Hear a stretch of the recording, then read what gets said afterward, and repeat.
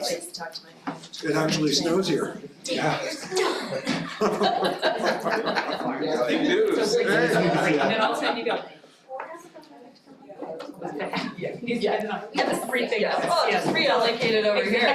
It's true. It's painful. Zach had Gary Fondle on the job site today. Oh, nice. Working? Yeah, working, but he was like trying to get out of here so he could go ski. A massive pileup involving over 75 vehicles eastbound I Oh, 70 today. Mile marker 216. 216, that's, the incident caused extended closure of eastbound I 70 with significant traffic impacts.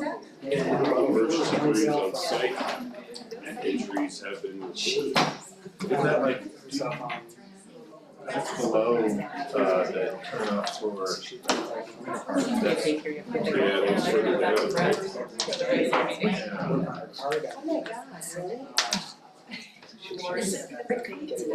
It's not, it's kind of, yeah, what is it? Yeah, I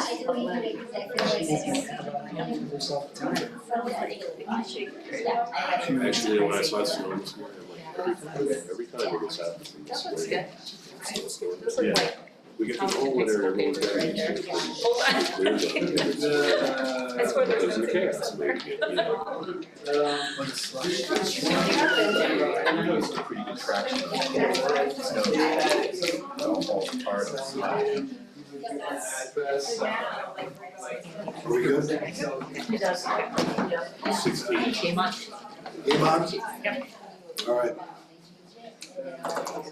All right, hello, welcome to the April 14th Town Council meeting for Frisco Town Council. Starting out with work session, we're gonna go with agenda item number 1, the Mountain Community Coalition Mountain Energy Project Update with Jesse Burley. All right, thank you, Mayor Pro Tem and Council. It's nice to see all of you. Thank you for inviting me to talk about the Mountain Energy Project.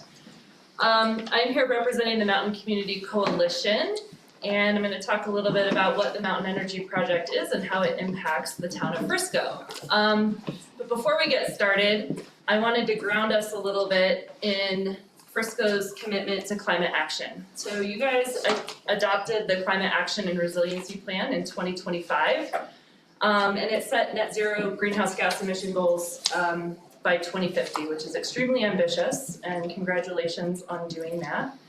According to your greenhouse gas inventory, about 70% of those greenhouse gas emissions come from building energy emissions. And so when you're thinking about trying to get to net zero, what the town of Frisco has control over are your buildings, your ability to procure your clean energy, and also actions like you've already done in adopting policies like all electric for your municipal facilities.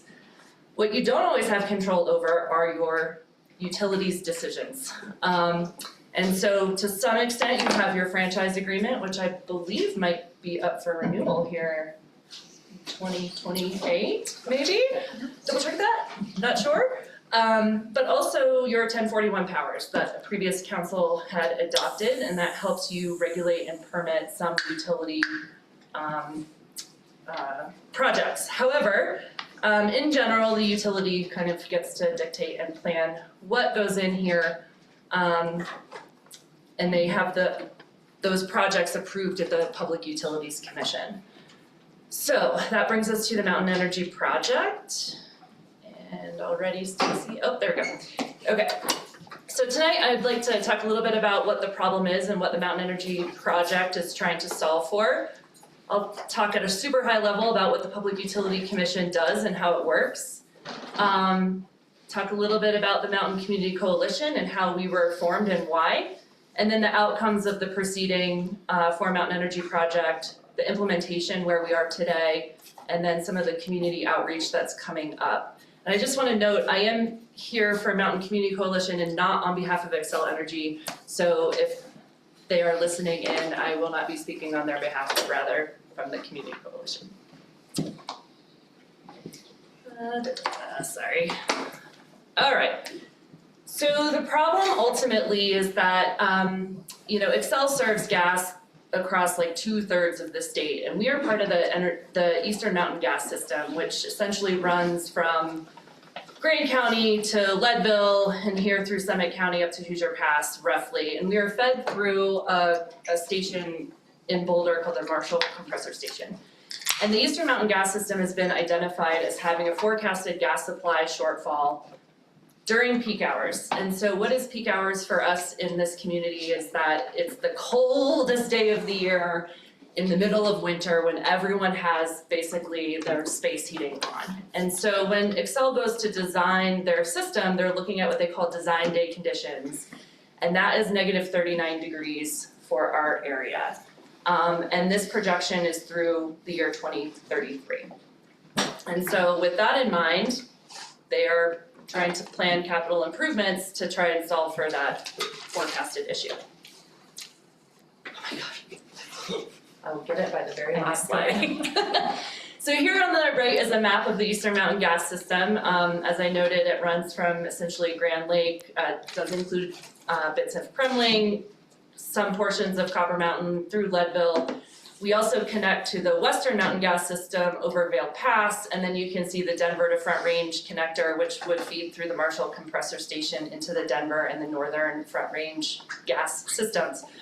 So Xcel has to plan for all of this as one gas system, but then also individually because of all the different regulator stations and compressor stations that connect the system. So ultimately it's one hydraulic gas system, but then they also isolate it into these individual gas systems. And so not only is this problem happening here in the Eastern Mountain Gas System due to growth in our region, but it's also contributed to upstream of us. So growth in the northern gas system, growth in the Denver area, and then also just gas supply constraints for where those transmission lines come in from Wyoming, for example. And so this is both a gas supply shortage issue as well as an infrastructure issue. So we have both of those things going on at the same time.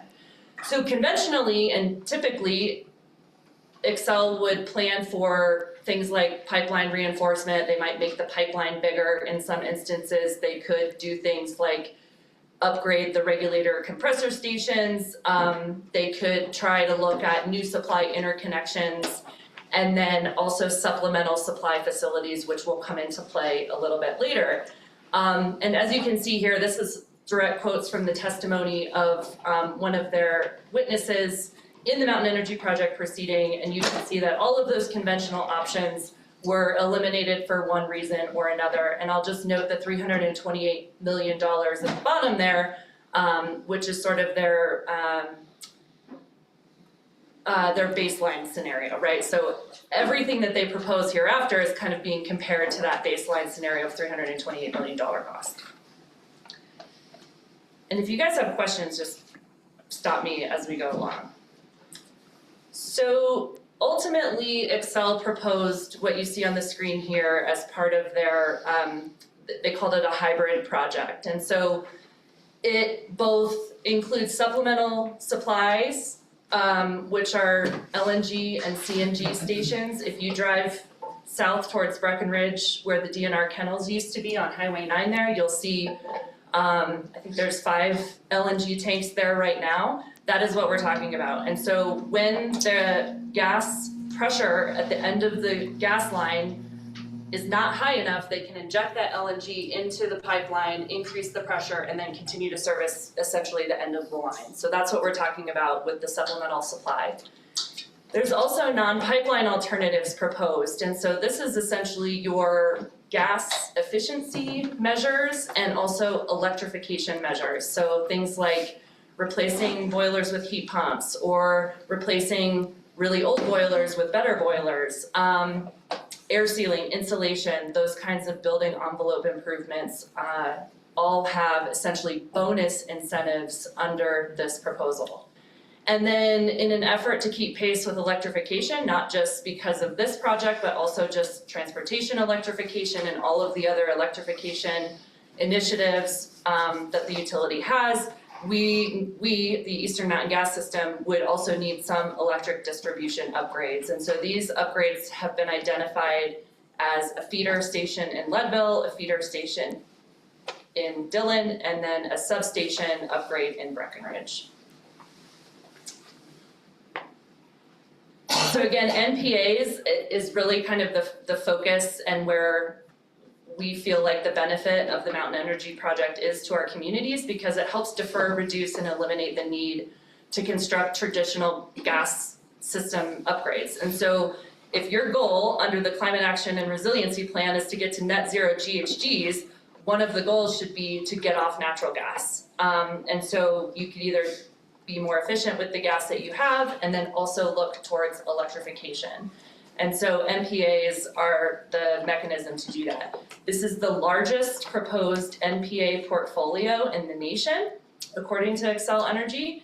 And so we have a huge opportunity to demonstrate that this can be done and how it can be done, and then the rest of the country is looking to excel in our NPA portfolio to understand how this can work in their communities. All right, so really quickly a little bit about the PUC process. So when a project like this, or really any large investor-owned utility project gets proposed, it gets submitted as an application to the Utilities Commission, which then reviews it, and there's an opportunity for party engagement. And so from there, organizations like the Colorado Energy Office or the Utility Consumer Advocate, which have an opportunity to intervene by right, typically get involved in the proceeding, and then any interest parties. So think your Sierra Club folks, or Colorado Communities for Climate Action, or any kind of industry association might intervene in order to help build the evidentiary record, and then to also help critique the application for better outcomes.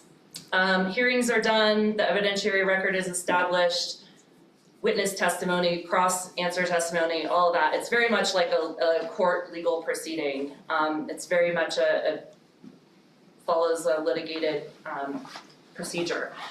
And then you have either negotiations between the parties, or legal briefs are submitted, and then the Public Utilities Commission, which is made up of 3 individuals, then issues ultimately a decision. And then the utility takes that decision, and they go off and do the project according to what is in the decision.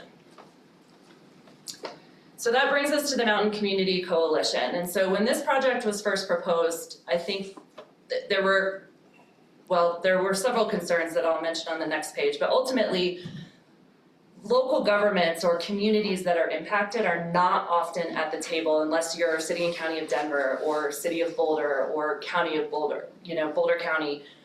Those are the types of communities that often do intervene in proceedings, but for small mountain communities like ours, it's not common practice for us to do that. But we felt like the Mountain Energy Project was impactful enough to our communities, and because we had our climate action goals and other goals that I'll talk about here in a minute, that we really felt like we needed to get involved. So we talked to the Colorado Energy Office. They sort of helped outline what this process looks like and how we could have an impact on the outcome, and we decided to intervene. So all of the jurisdictions in Summit County were part of the Mountain Community Coalition, and each of the jurisdictions had a representative who sat on those meetings as we went through the process. Diane was your point of contact here with the town of Frisco.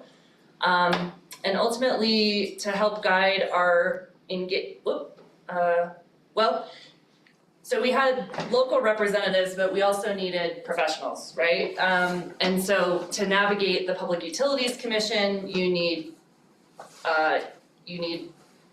legal counsel. We also needed technical consultants.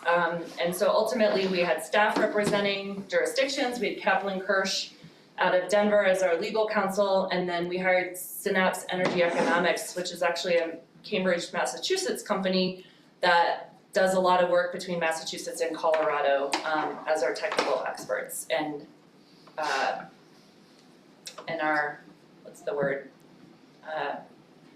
our witnesses. Thank you. Okay, here are the goals that I've mentioned a couple of times. So to guide our engagement, we really focused on these 3 goals, and they're not listed in order of priority, but rather our climate goals, and I talked a little bit about the goals that you all have here in Frisco. Affordability is a huge concern across the board, gas, electric, like people are just seeing their utility bills increase, even though here in Colorado, we have some of the most affordable utility bills in the nation. And Xcel is very proud to promote that fact. And then resilience, particularly on the electric grid, our friends over in Silverthorne have had a lot of ups and downs related to the electrical grid, whether it's squirrels on power lines or power safety shutoff related to wildfire. But ultimately, Silverthorne was really concerned about electrical grid resilience as we build out the electric system. So those were our guiding goals. So we went through this process, we did all the things I talked about already, and ultimately the company, Public Service, aka Xcel, reached out to enter into settlement agreements, or settlement discussions, I should say. And all of the parties that were in the proceeding, save for the utility consumer advocate, ended up signing on to the, so it's a non-comprehensive settlement agreement, that was ultimately filed before the commission. And the utility consumer advocate's main point for not engaging was related to how the costs of this project were gonna be recovered. And so because it wasn't, the decision of the commission was not in favor of their position, I don't really need to get into it a ton unless you guys wanna know more. But ultimately, they were arguing for the cost of the project to be borne by Eastern Mountain Gas System ratepayers only, and not rate-based across the state, which is essentially common practice today. I will note that there is a growing desire of a lot of these parties, as well as state statute, to start driving cost recovery of gas infrastructure to those that are causing the growth in an effort to set price signals to get off gas. But for the purposes of Mountain Energy Project, we didn't feel that the 30,000 people in Summit County could foot the bill for a $150 million utility project. Any questions on that? Alright, so what ended up happening? So in the settlement, we really pushed for accelerating the NPA measures. It's something that we do currently. You all participate in the Energy Smart Colorado program where we're already doing residential energy efficiency measures. Your climate action and resiliency plan sets out strategies to help implement NPA measures. We've just never called them NPA measures before, right? And the push here was really on the electrification piece.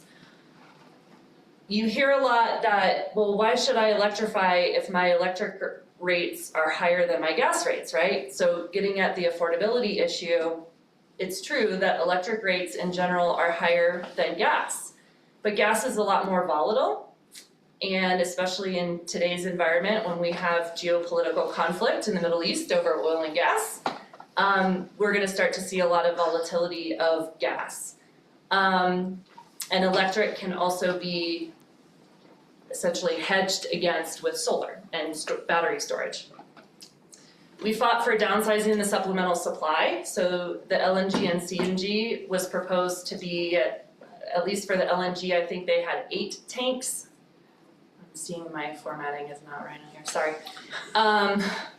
It drives me nuts.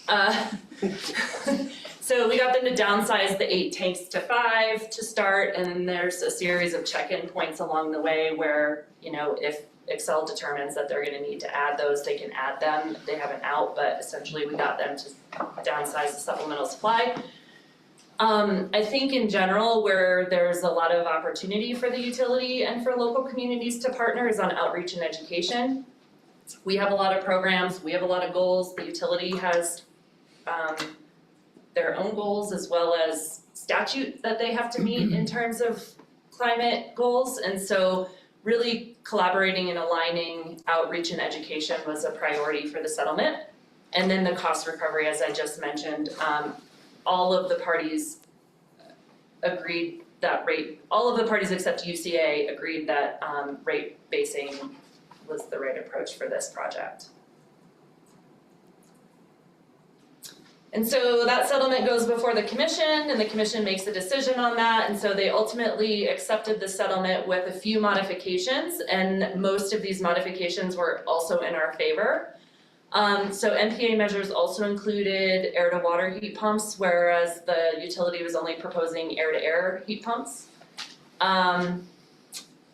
There was a huge desire to better understand the unique characteristics of mountain communities and how we use gas. So for example, snow melting systems outdoors, or having outdoor pools when it snows. I mean, there's not a lot of outdoor pools in Frisco, but like other communities have, you know, the resort areas, for example. And so we felt like the utility did not have a good grasp of that, and ways that they could either forecast or help mitigate gas use if they understood the outdoor or the end uses of gas better than just assuming all gas was being used for space heating. Ultimately, the budget, they approved a budget, but the goal is not to spend the budget, the goal is to reduce gas. So, you know, at a check-in point in the future, looking at the budget, making sure we're actually reducing gas and not just spending it to spend it. Some changes to forecasting and design day assumptions, and then how those costs are split between electric customers and gas customers, because there is a big electric component to this. In general, Xcel has been set up to have different business divisions, or essentially different businesses, like their gas business is its own business, electric is its own business. And we believe that the future of energy planning and the transition to clean energy has to include both of those things together. So we can no longer look at just the gas for gas sake or electric for electric, but rather, in order to get off gas, you have to include electric planning as part of this. And Xcel now has, not because of this, but prior to Mountain Energy Project, they now have an integrated gas and electric planning division that's working towards this. And so that they have been the primary folks that have, been working. It's why this is a hybrid proposal, essentially, is because of the integrated view. All right, so all of that is the background. That all happened in 2025. And now we are into 2026 and we are implementing this thing. So the MPA working group is a group that anyone is able to join if they want to, but ultimately this is a collaboration between the local governments of the Mountain Community Coalition, our community partners. So for example, Sustainable Grand, Cloud City Conservation Center in Leadville, and High Country Conservation here in Summit are all community partners that are part of the working group, as is Energy Smart Colorado. And we're trying to focus on that outreach and education, but also recognizing that our workforce needs to have a lot of training. Our customers need to be aware that this is available to them, and then ultimately just trying to communicate why we intervened and how this project will be implemented moving forward. So related to the workforce in particular, I think the biggest thing to note is that in order for a trade partner to take advantage of these incentives on behalf of their customers, they do need to be in the residential trade partner program. So they have to sign up through this portal. It is a new portal, so even if they were in a trade program with Xcel prior, they need to re-register under this new portal. And then there's been a series of trainings that the links here are recorded, so past trainings trade partners can access here. The town of Breckenridge had a grant from the Colorado Energy Office, and so any contractor that might be working in Frisco that also is working in Breckenridge would be eligible for scholarships for training. There is still about $15,000 left in that pot of money, so they do have to have you know, they do need to be working in Breckenridge as well, but a lot of contractors work across jurisdictions. And then the Colorado Energy Office has a lot of training resources available, not necessarily directly related to Mountain Energy Project, but certainly related to electrification, heat pumps, that all that kind of stuff, new codes, that sort of thing. On the customer side, Xcel has stood up their Mountain Energy Project website. You can go on there and look at the different NPA measures and rebates that are available. Xcel has always had some level of clean heat plan or clean heat rebates, but the Mountain Energy Project has basically enhanced those incentives considerably so that, and I hesitate to throw out the 100% number, but ultimately the goal was to try to get the incentives so that it essentially covers 100% of the measure upgrade. So, yeah. Is Frisco on there without 80443 as eligible?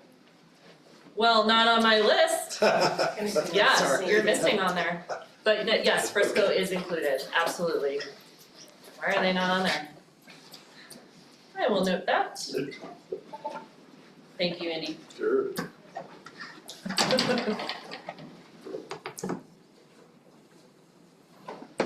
Cool.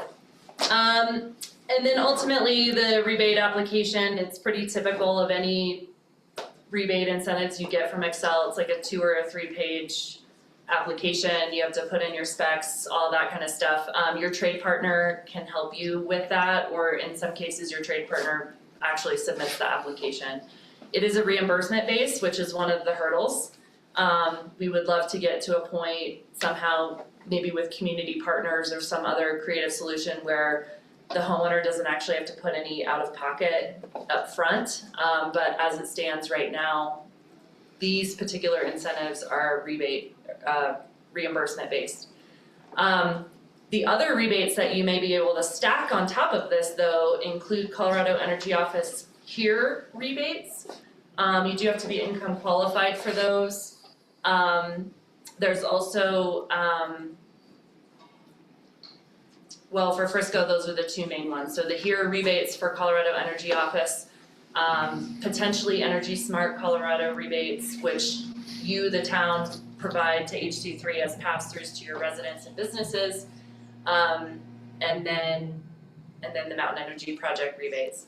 The downside is that the federal tax credits for most of these measures are gone, with the exception of geothermal heat pumps, which we don't see a ton of those happening here. Actually have a project coming forward. Oh, cool, good. I would love to learn more about that. Yeah. Alright, so I will double check the zip code eligibility, but Frisco is on here. Alright, so, there's a lot on this slide, but these are your residential rebates. This will get updated with air to water heat pumps, as I mentioned before. They're still finalizing those numbers. But ultimately, you have to be in a Mountain Energy Project zip code. Here's the kicker, and this is definitely a barrier when we talk to residents right now. There's a lot of concern around removing your backup gas heating. So heat pumps are efficient and they work in really cold temperatures. They're really efficient in a range down to -13 when they're rated to -13, but as it gets colder, they lose their efficiency. And so in losing its efficiency, what that means is you're just using more electricity to get the same amount of heating out. So as it gets colder, your unit of energy to heat ratio is declining. And so people like to kick on their gas heating when it gets really, really cold to supplement that cost. But the whole purpose of Mountain Energy Project is to reduce peak gas demand. So if everyone is turning their gas on in the coldest day of the year, we're not solving the problem. So in order to get these bonus rebates, you do have to remove your backup gas. That doesn't mean you can't have backup heat. You could have backup electric resistance, you could have electric boilers. There's a whole bunch of options that you could have, but that is a requirement to get the heat pump rebates. You can see the dates that this started, and then The only other thing is that they do have incentives on here for replacement of gas furnace for gas furnace and gas boiler for gas boiler, except if your gas boiler runs a hydronic baseboard or in-floor radiant system, which is actually what most of our systems are up here. By the exception. Because a gas-fired boiler with in-floor radiant heat is already very efficient. And so they don't see the bang for their buck, Got it. yeah. But baseboard heaters and all is not comparatively? Gas-fired boiler to baseboard is also very efficient. So Okay. both the baseboard and the in-floor radiant heat are not eligible for this. But if you have here's the other kicker, a lot of their research is done with Front Range customers. And a lot of Front Range customers have ducted furnaces and ducted boilers. And so we have these radiant systems that are very common up here. And so just a lot of their background information and research are not our customers.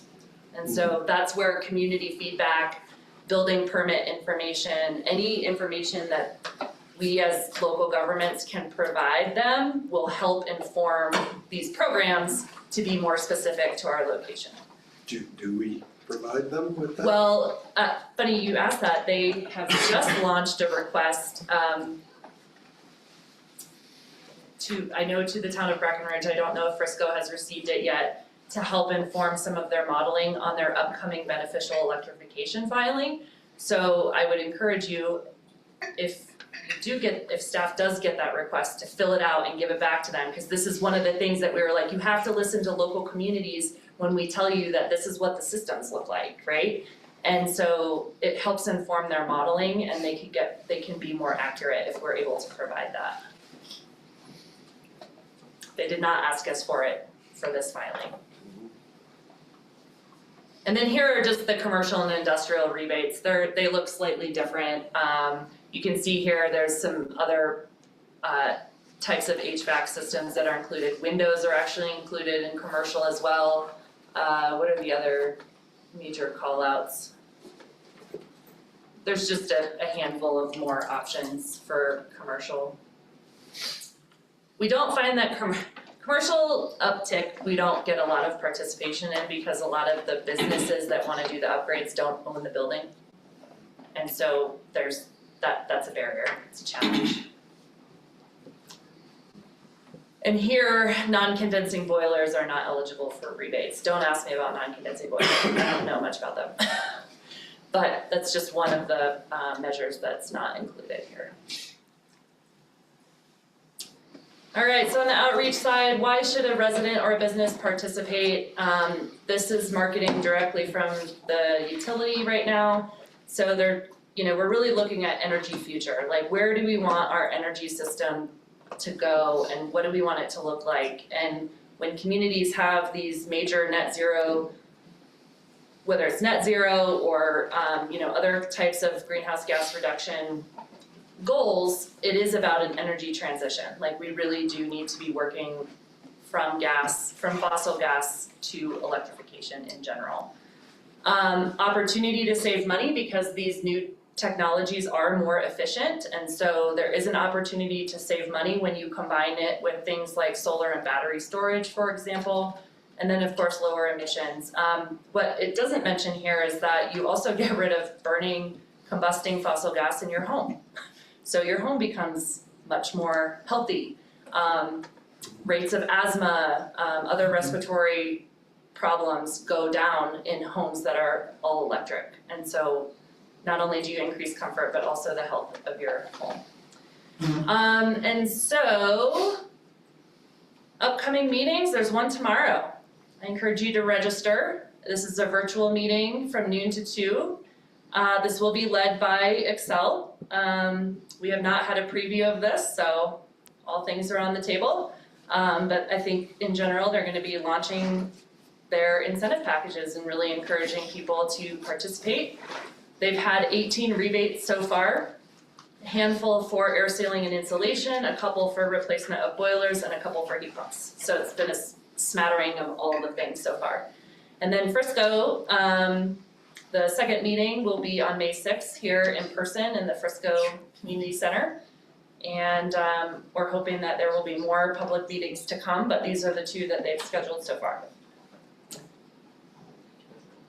And then finally, the role of local government. So I've been telling my colleagues and like working when Nico's on the NPA working group calls or working across jurisdictions that, typically the utility gets to do their projects and they serve us as customers and we pay their bills and that's sort of the end of the relationship, right? But in order to make these projects work, again, this NPA portfolio is the largest proposed in the nation. It's gonna take all hands on deck to get it. It's gonna take people talking about it, promoting it, sharing information, putting it out on social media, hosting open houses and websites, doing meetings like this, and really leaning on our community partners who have trusted relationships with our residents and businesses. And I think in a traditional setting, it's really easy to kind of wipe your hands and say, oh, it's the utility, it's their project, or there's not much that we can do about it, they got approval, right? But now is the opportunity to shape what this looks like in our community and to help us meet some of our climate goals that all of the jurisdictions in Summit have committed to. So with that, I will end my pitch on the Mountain Energy Project and I'm happy to answer any questions. Thanks, that's good work, Yeah. for sure, we appreciate that. How does this interact with what we're all dealing with new codes? Yeah, so building energy codes are one of the places that you as a local government have control over, right? Like you set all building codes, really, not just on the energy side. So you're doing this for public safety to ensure, that your policies align with your goals, and it's a strategy really to help accomplish these ambitious climate goals that you have. Related to this particular cycle, there's a couple things going on. There's the 2024 International Energy Conservation Code, IECC, which is the latest code update. And so typically jurisdictions who are on the most recent code will pick those codes up. But the other thing that has happened in the state of Colorado is a couple years ago, there was legislation that required the Colorado Energy Office to develop a model energy code for the whole state. And so it set certain trigger points for deadlines to essentially if you touch any of your building codes, you have to pull in this particular energy code, right? And so that deadline is July 1st of this year. And so if you want to adopt anything besides that code, you have to do that before that date, and that's what you guys are working on now. If you go back to 2007, Frisco and the communities here in Summit County have always been ahead of the energy code. In fact, you had an energy code before there was an energy code. And so adopting the 2024 would only put you on par with what every other jurisdiction would need to adopt right now. And so if you want to continue to push the envelope on climate action and remain above code, you would need to either adopt the model energy code proposed by the state, which is published and available to you right now, or continue to use the Zero Energy Ready Homes program that Frisco has been on and has been using for residential. But you would need to adopt the most recent version, like the most up-to-date version that you have. So those are kind of the two options, and the reason why those codes have been updated is because they're every year there are building envelope efficiency measures and mechanical system efficiency measures that lower the energy use in a home. And so going back to 70% of Frisco's greenhouse gases come from buildings, the code, again, is one way that you can essentially push the envelope to help accomplish these goals. Related to Mountain Energy Project, well, in conjunction with Mountain Energy Project, I would say Excel has a new home construction program that is a very robust incentive program to make sure that your new construction exceeds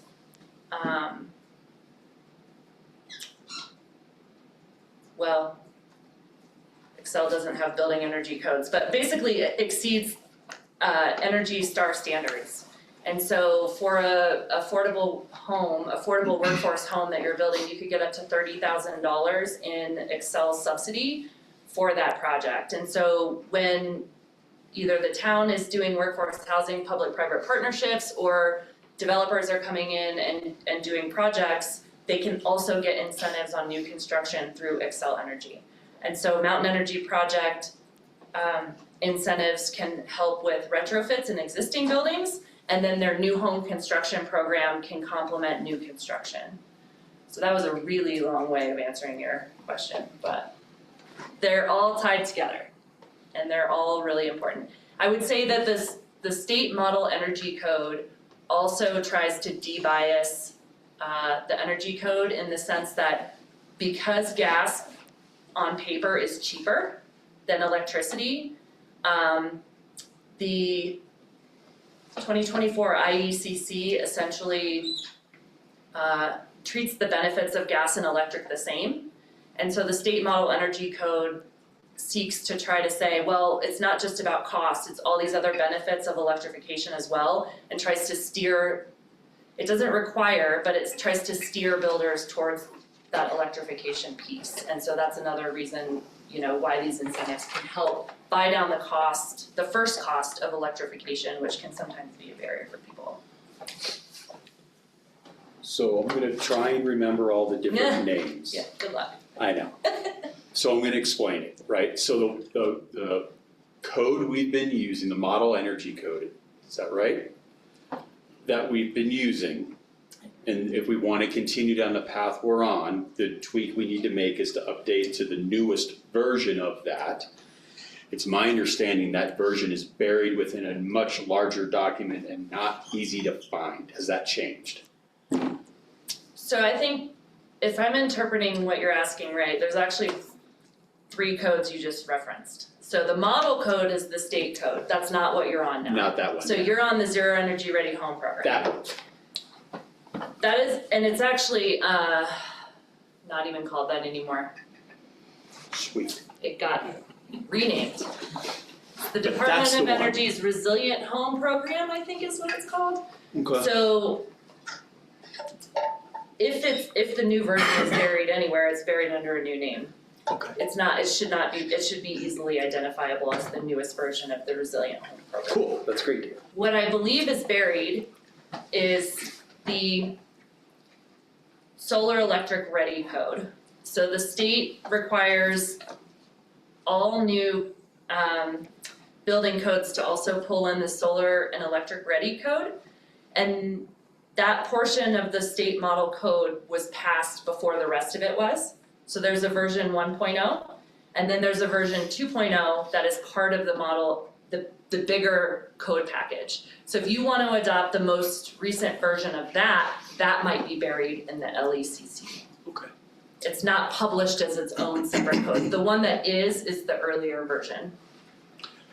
Thank you. Yep. And then my follow-up on this presentation, your information, the root desire, or I can't think of another way to say it, ask of this group and of the town is to promote the electrification component, which is really supporting the rebate, the supplemental things that get folks electric as opposed to continuing down the gas path. Yeah, and if, so yes, I would say focus on the non-pipeline alternatives. Yep. Which also include gas efficiency measures, so it's not electrification only. Okay. And so for people that are concerned about electrification, or they still wanna have the ability for energy choice, that is there too. But focus on the NPA portion of that. Cool. which is really the, this middle piece here. Right. Yep. Cool. For those of us in the business of tracking progress towards our climate action goals, who's going to be reporting on this to help us with our piece of that? Yeah. That's a great question. Are you talking about the greenhouse gas emissions particularly? Yeah. So you guys have your own climate plan from 2025, but you're also part of the broader regional climate action plan from 2019. And as part of both of those efforts, every 3 years, High Country Conservation Center helps us do our greenhouse gas inventory. As part of that exercise, Excel has to report to us based on, our GIS maps and customer counts and all that fun stuff, essentially their portion of the, what do they call it, the emissions intensity, I think. So they report their stationary energy information as part of that inventory process. So anything that gets done and tracked through Excel will show up in their own greenhouse gas reporting that they do, and then they give us our portion of that we put into our calculator. Gotcha. And all of that is Clearly, standardized global accounting for greenhouse gas emissions, so They're incentivized to make progress. they are incentivized to make progress, Yeah. yeah, they are. They're also not always incentivized to make progress, so they have competing interests even within their own business model. With this presentation, as you're looking for the town to promote this, are we doing it? Are we already doing it? Do we have to do more? What is it you're So I think even expecting? just on, I'm gonna draw a blank on the day we just had our NPA meeting, last Thursday was our most recent meeting with Excel, and we did talk about marketing assets. I think it's taken a little while to share and convince and build the relationship with them to say, we can help promote this. I think they like to, their typical marketing avenues are paid ads, on-bill advertising, the typical marketing. But we have really tried to lean on them to say, hey, let our community partners, let our local governments also promote this. And so I think to some extent, there's just some trust and relationship building there that we're working on. However, the public meetings that are listed here, that was given to us to help promote. I think it would benefit all of us, or those that could go to participate and hear what residents are saying and what they're trying to understand about this, because that can help our messaging too. We don't have to message what the utility says. We can message, whatever is related to your own goals. And so I think I'm looking forward to the meeting tomorrow to hear what kind of questions come up so we can better understand what barriers people are feeling towards this and how they interpret this information so that we can come up with better communication and messaging. So I think it's kind of an all hands on deck. Well, I mean, we saw it today in the letter to the editor in the newspaper, talking about the cost to go all electric. This messaging should be trying to counteract that. Right, yeah. And to speak on that point, one of the pieces of the settlement and decision that came out was that by 2027, the state legislature was gonna require Excel to bring forward an electric space heating rate for people that use heat pumps anyway. And so we said, hey, the state knows it's a barrier, otherwise they wouldn't have passed this law.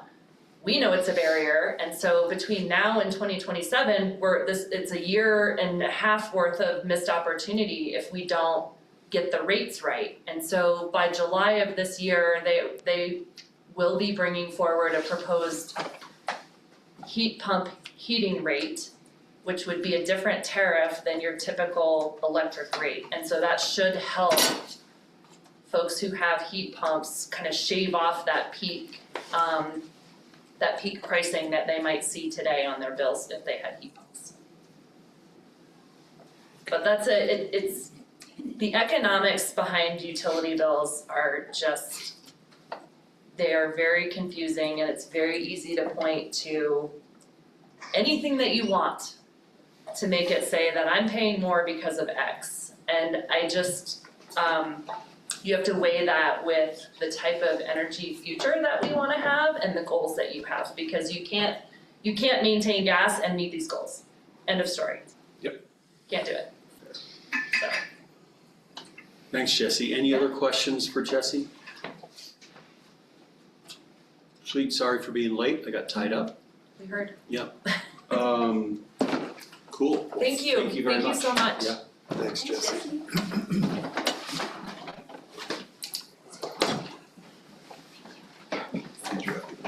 No, we were just working on things. No PowerPoint, right, fellas? Cool, so we've got Summit Fire next, we have Brandon, McBride and Doug Leshier to give us a little bit of information about how the stakeholder group here in Summit County determined fire restrictions. And can answer other questions surrounded that topic. Thanks for having us. Yeah, thanks. So I'll just start with the, well, first I'll start with the fact that we're basically always in stage 1 restrictions. And so that I'll start with the permitting processes that we have in Summit County through SFE and Red, White, and Blue. We permit all burning. So if you have a backyard campfire, it has to be permitted. If you do small or large pile burning, it has to be permitted. The only thing that is not necessarily permitted, but is allowed, is the ag burns. There's really nothing we can do to stop ranchers from burning dishes and stuff like that. Nor do we wanna stop them from doing that. They generally know what they're doing. But because of the campfire permitting and the pile permitting, that technically puts us into stage 1 restrictions year round. And so with that, the process, and I'm the one that does all the permitting for that, I inspect the piles, we have parameters that we want them to meet, their campfire permits parameters for those to meet as well. And with that, if there ever is, say, a 911 call, because somebody's concerned about a campfire or a pile burn, or they see smoke in the air, and this has happened a few times this year, they'll call 911. Dispatch can look at First Due, battalion chiefs can look at First Due, that's the program that we use to track all the permits, and they can see before a response or before contacting law enforcement if in fact that person that's burning is permitted. If they're not, then we do have a response, typically the sheriff's office or local law enforcement will go as well. They'll also contact me, and I try to show up to those just to start with the education piece. Sometimes the pile, this is an exact scenario that happened this year. Somebody was burning a pile completely within our parameters, they just didn't have a permit. So I showed up, I gave them the education piece on that, and I got them a permit. It's all free, so then they were within our bounds, if that all makes sense. So that's kind of the process for that. And then when we get into talking about fire restrictions during fire season, ourselves, SFE, Red, White, and Blue, the Forest Service, and the Sheriff's Office, we all meet multiple times a week. And by multiple, I mean, we have 2 planned meetings that usually turns into 3, and some text threads and a bunch of emails. And we're looking at a whole bunch of different information. We try to be really science and data based on this so that we're not just making kind of wild decisions. And then we also take into account the human element. So 4th of July weekend is a great example. If our meeting to decide is on a Tuesday, and by Thursday, we're gonna have another meeting to confirm that what we talked about on Tuesday is still accurate. But these changes, maybe 4th of July is on Wednesday, and we want these changes to happen sooner, knowing that there's gonna be a huge influx of people into our towns. We will make that change earlier so that we can start with the messaging, change all the signs, And that way, everybody that's not a part of our community regularly, when they come into town, they see that. So that's the human element part of it, right? Maybe we don't see that the weather says exactly right now is risky, but we know that there's gonna be a ton of people and we wanna try to mitigate the people part of it. We'll do those restrictions earlier that week. And then after that week, if we see again that all the indices that we look at are looking all right, we might go back. You know, maybe we go into stage 2 for 4th of July weekend, and then maybe the next week we go back to stage 1 because the risk isn't necessarily there. Did I miss anything on that? No, I'll add to that with some of the data that we're looking at with these decisions. And so like Brandon said, and I'll echo it, we have a Monday meeting that's a county meeting. We have a Tuesday meeting that is a county meeting plus all of the agencies that are involved in the Upper Colorado River Interagency Fire Management Unit, which is the UCR, spans from here out to Grand Junction. Every entity that manages and deals with fire restrictions is on that call. So there's a meeting there, which is where we receive a packet, and that's what I'm looking at right now, that gives us all the information we need to make those decisions. It also gives us the links so that we can pull out the information specific to us. And then we have a follow-up meeting at the very least on Thursday to make the final decision to implement, because the Forest Service generally likes to, at their level, make a decision to put restrictions into effect on a Friday morning going into the weekend, and it takes a little bit of time, Thursday to Friday, to actually sign the orders and do all the administrative stuff that happens in there. So it's a weekly process, multiple meetings that are happening. We're looking at remote automated weather sites throughout the county and throughout the UCR. We have one remote automated weather site over in the Keystone area up the Soda Creek drainage. If you're familiar with the Red Trail, it's kind of off that up in the woods. That's the only one we have in the county, but what's unique and beneficial about our involvement at the UCR level, the interagency level, is there are dozens of those remote automated weather stations across the UCR, and they represent other elevations that we don't currently have weather sites at. So while we don't have a weather site down in Heaney, we have access to decision-making data at that similar elevation, similar fuel type, similar vegetation, where we can pull from that data and look at what our indices are. And so there's 4 factors that we look at during every one of these meetings to go into or come out of restriction, right? And that's a two-way street. And the first one is energy release components, 90 to 96 percentile forecasted for the next 5 to 7 days with representative SIG groups. And SIG groups are fuel, basically what they're saying is those fuel groups. And so the energy release component is a long-term forecast of basically how volatile we could expect fire behavior to be. And our data has shown that when we start to hit those 90th to 96 percentiles, we start to see the fire behavior like historical fires. We actually have charts that graph where we sit relative to some of the historical fires in the state of Colorado or in our area. So we're charting and watching that. The second one, like Brandon mentioned, is high human-caused risk, experienced or anticipated, right? So are we seeing a lot of human-caused fires, or do we have events coming up that would be a factor? The reason that this is in there is because we want to factor in the human element, but it's important to realize that the human element is only one piece. And the reality is if the human element is very high, meaning we have an anticipated influx of people where we have high human-caused risk, but all these other 3 elements, our ERCs, our fuel moistures, things like that, are low, then we scientifically and physically will not see fire spread, right? We may have an ignition, but we're not going to see fire moving, and so therefore restrictions don't meet those parameters.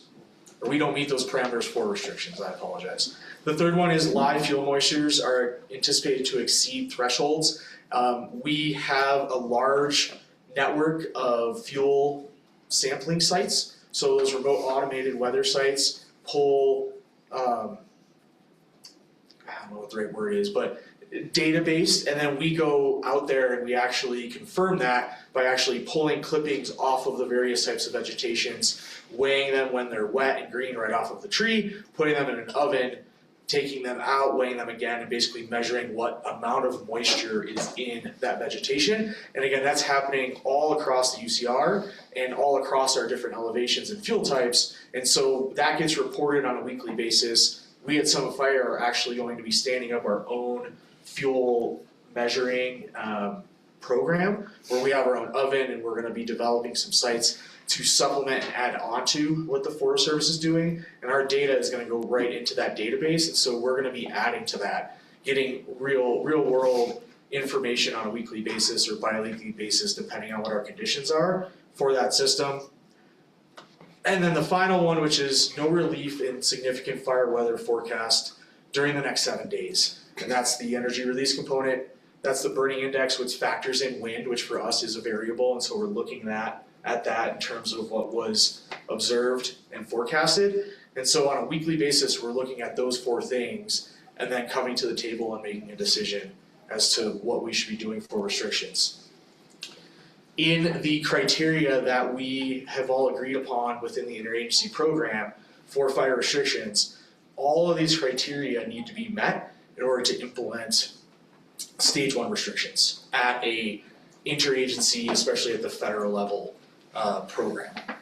Similarly, there's criteria to back out of that. I could go over those if folks are interested, but wanted to give you an idea of what's happening in those meetings and some of the matrices that we're looking at to make those decisions. Also, part of what we do in these conversations, right? Like the Forest Service is involved in these in all these conversations, and as in an effort to maintain consistent messaging and not confuse people, we will tend to side with what the Forest Service does. So they may go into, and we saw this last winter or last summer, that kind of the opposite of what we might deal with this year, where Summit County was green, wet, rain falling, but Eagle was dry. And so the UCR is deciding that the entire White River National Forest needs to be in stage 1 or 2 restrictions. And we kind of looked around and we don't really have it here, but we do have a busy weekend coming up. It makes sense to align with them so that folks that are coming in with plans to camp in the forest and maybe stay in an Airbnb in Frisco, they're not going, well, I can't there, but I can here. We try to keep it so that they're not confused, if that makes sense. And a lot of that decision making is made hopefully on a geographic level or at a forest level, and so that we're not inadvertently forcing people into areas and creating a high concentration of the human factor there. Meaning if we do it in one place but not another, if one agency does it but another does, then we're forcing people into our partners' backyards or our partners' land because we're restricting it at one level. And so having a unified message allows the community to not have that, well, we'll just go to their land and do it on their property, versus so we're meeting that expectation both here in the county as well as across the White River. So is it safe to assume that this group, when they meet, go with the most conservative data and the forest, or whatever the forest data has, and they go with that for the region? Yeah, we're gonna go with the real data that's in front of us, and everything that we get is the worst case scenario, right? And so it could be better off than what we're seeing on paper. And so that's why we rely on that data because it is the conservative end of those indices and matrices. And my follow-up to that would be, as you opened with, Brandon, is what does stage 1 restrictions look like in Summit County? Like, what is the public notice? The real change in that one is that it says you're not allowed to have a campfire unless you have a permitted campfire. And so for the towns, that's almost kind of a funny one to have on there, because there's no camping areas in any of our towns or even in the county. So that is already regulated, but it'll give people a graphic to look at basically it's almost like a reminder at that point to be safe. Eaton Bay and That's all Frisco Bay, that's all National Summit County. Forest, Yeah, that's all National Forest Forest, yeah. Yeah. Gotcha, yeah. And that's the other part of it, like, you know, I hear the talk that a lot of people want to be in fire restrictions earlier than we necessarily would be in other years. Even if we did it, the Forest Service, it's not, they don't have the staff or the time to open their forest any earlier. They're not going to change the way that they're doing things because of the lack of snow. And so their restrictions are still going to align with when those campgrounds are opened, when the roads are opened, when they are allowing people to get into the woods based on snow load. They're still gonna do it on relatively the same timeline. It's not like they have a bunch of extra seasonal people already to do that. And their openings are based on their schedules, not access, right? Vail Yeah. Pass is a winter, as an example, Vail Pass is a winter use area until May, whether there is snow on the ground up there or not, right? So they do not transition to a summer operation and summer activities until that time. So there isn't really access or use in the forest right now, other than what people can get to on foot. So even though people are anxious because they think that we're having an earlier season, it doesn't change how the Forest Service manages.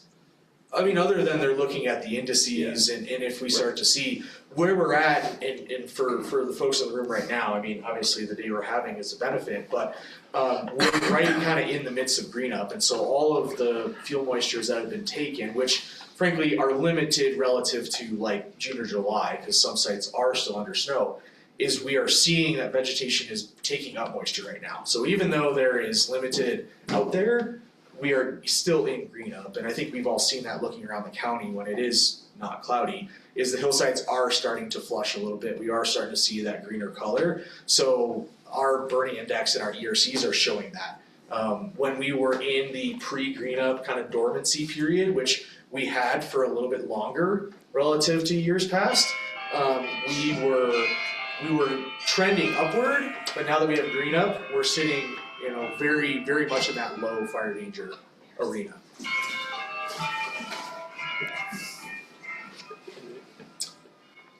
I was thinking like, do we need to do anything more to get visitors to really, you know, toe the line? Cause I feel like, you know, you guys come out with good information and locals will toe the line really well and all, and for the most part, you know, as we cater to the world and we end up with hundreds of thousands of people here, you know, they don't know, they don't care. Right. It doesn't even register.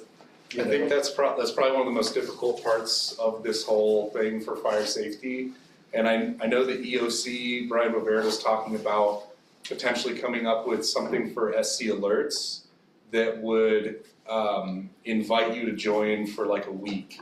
It would just be these flyers that say That is a text, function. that is a function, cool. The last I heard it was just an idea, but so it's a simple thing. They can send a yes to a short little number, and it automatically enters them into SC alerts, and it'll say this will expire in a week. So something like that, and if we could maybe piggyback on that with some messaging, it wouldn't be bad. But again, to your point, when I travel to other places, I'm not looking to read their information, right? I don't want to be handed a flyer on fire safety or whatever, and I think that's a lot of people would share that sentiment, and it would come down to just a messaging thing for our county. I think our signs are great. The fact that we have those fire danger rating and stage 1 or 2 restrictions all around the county, I think those do a lot. But other than that, I don't know that that'd be a messaging campaign mostly. Yeah, and a point of sale one at that, right? Like where if there's ever opportunity for that for our community or business community, where we tend to see influx of visiting people to put that information, right? And I know we have our community centers. I'm not sure what our percentage of visiting folks visit those. Right. So, you know, it's kind of going to where they're gonna be. And info centers and all that, like, Main Street. Yep. I have wondered about something for short-term rentals for the big companies, Airbnb and VRBO. I don't know if there's any way to, force some sort of like you have to read this letter and check this box before you rent this place. Cause that is one gap in the permitting system. Technically, the person that has the campfire in their back, if the person that is burning a campfire, they're supposed to be the ones that hold the permit, but there's really no way to do that for the rentals, right? There's no way that Joe from Denver that comes up for 2 days is going to go through our process to get permitted and inspected, but they may have a fire while they're there. Yeah, maybe we can work in conjunction with the property management companies, because most of them, most of the Airbnbs have a property manager for the most part. And Yep. some of them are professional. And Yeah. And I know a lot of those places, some of the places have a binder when you get there of the things you're supposed to do at that place, or they put it in their description or whatever. Adding that in to those places would definitely not be for naught. That would be a good effort. The managers had a forum with the real estate association last week. And most of the property management companies are part of that. They're very willing to engage on doing that, and are very aware of it this year. It seems like the informational products are out there through the different organizations. It's the communication, it's the messaging, it's getting it into the right hands, in the right formats where people are willing to, take the 5 to 10 seconds of attention span that they're willing to give to something that they don't know they should care about, and have it resonate, right? If we give them too much, they're on vacation, they're not looking for homework, we want it to be a quick thing, it's right, almost in front of them annoyingly without them turning their brain off. So I think the content is out there, it's just figuring out how to get it into the visitors' hands. I'm curious, I know there's like the big signs around town in terms of fire danger, but are there signs at like trailheads or just like parks for like, I don't know, no smoking? Like that I think would be something that a lot of people probably wouldn't even think about if they're not from here. I can't speak, I can speak for the signs that we manage, and then the Forest Service manages theirs at the district office. But from a town land perspective, I can't speak to what's on those properties. The forest trailheads, if we're in stage 2, will have Yes, signs thank you. posted at every trailhead. Yeah, that's Is that including the trailheads in towns? Town trailheads? If it's a Forest Service managed trailhead. Okay. So they'll put up you'll see like the no firework sign, wearing stage restrictions, those are the staple up and take down. There aren't the smoky arms or anything like that, but yeah, those go up, that's part of when those decisions are made, why they start on a Monday and get implemented on Friday, is that the goal is to have the messaging accurate by the time the restriction goes into place at 12:01 in the morning. And in place, right. Yeah, so that when people hit the trailhead, the announcement of the restriction is in place along with the messaging and the signage. Do us as local municipalities have any way of restricting like sale of firewood? It's always a funny one, even when we're in high level restrictions, you go to the gas station and there's a huge pile of firewood for sale. At different levels of our fire restrictions, yes, and that's all coordinated as well. And in fact, the fire districts are very good at getting out to the businesses to message that, even before we are.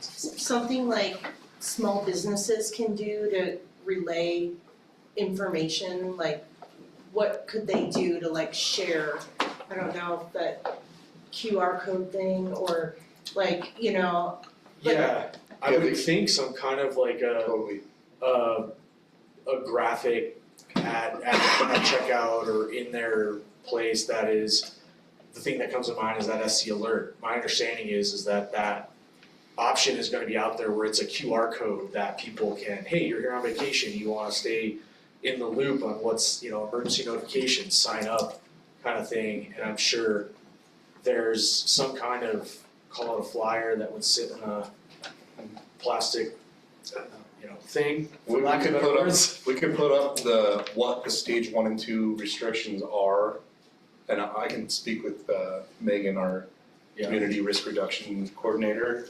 She's really great at this, but yeah, that's a great idea, putting it in, that's what we just did for all of our community events. One of the ways to reach everybody was they were up in coffee shops and restaurants and stuff like that, yeah. Do you think that we could work with Megan to kind of create a PDF file deliverable that just has these, here's the file, print off, post, but it's just kind of one document or a packet of some kind? Yeah. So we have, I think, a lot of that from the meetings.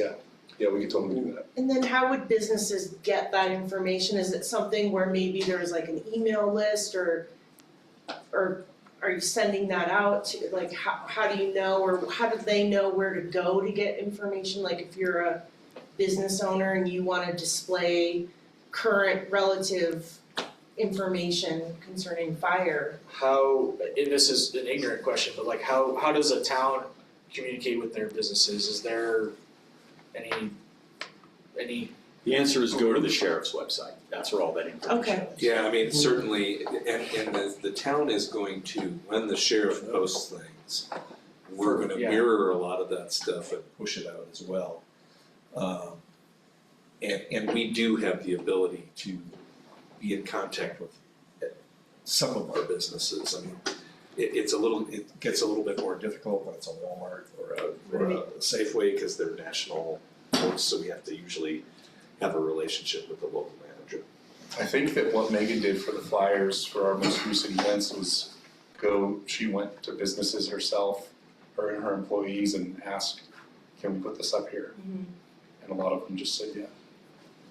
How do I get one of those fire danger signs? I'll just put it in my yard. You might have to make it yourself. Well, I'm okay. Well, you're right near Zach's stuff too, so that helps. Exactly. Other questions for the team?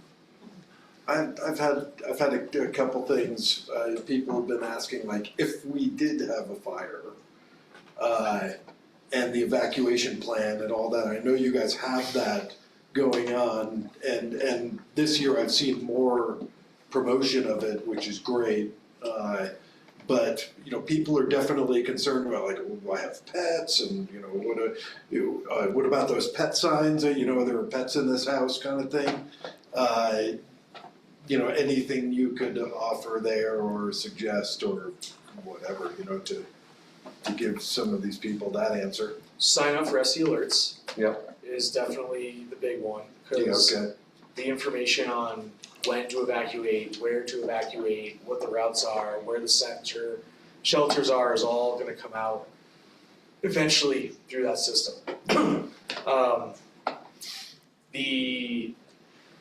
Our website and the county website, the county is working on revamping the wildfire page of the website to be the one-stop shop for a lot of this information, right? And so that's good. Like Rick mentioned, that's still a work in progress, get the information there, but we're trying to reduce the go here for one piece of information and here for another and over here for a third, and just funnel everybody toward that one place. And then if other people choose to link to that or add a link to it, it's all one source, so hopefully it reduces inaccuracies by having to manually update multiple pages or websites.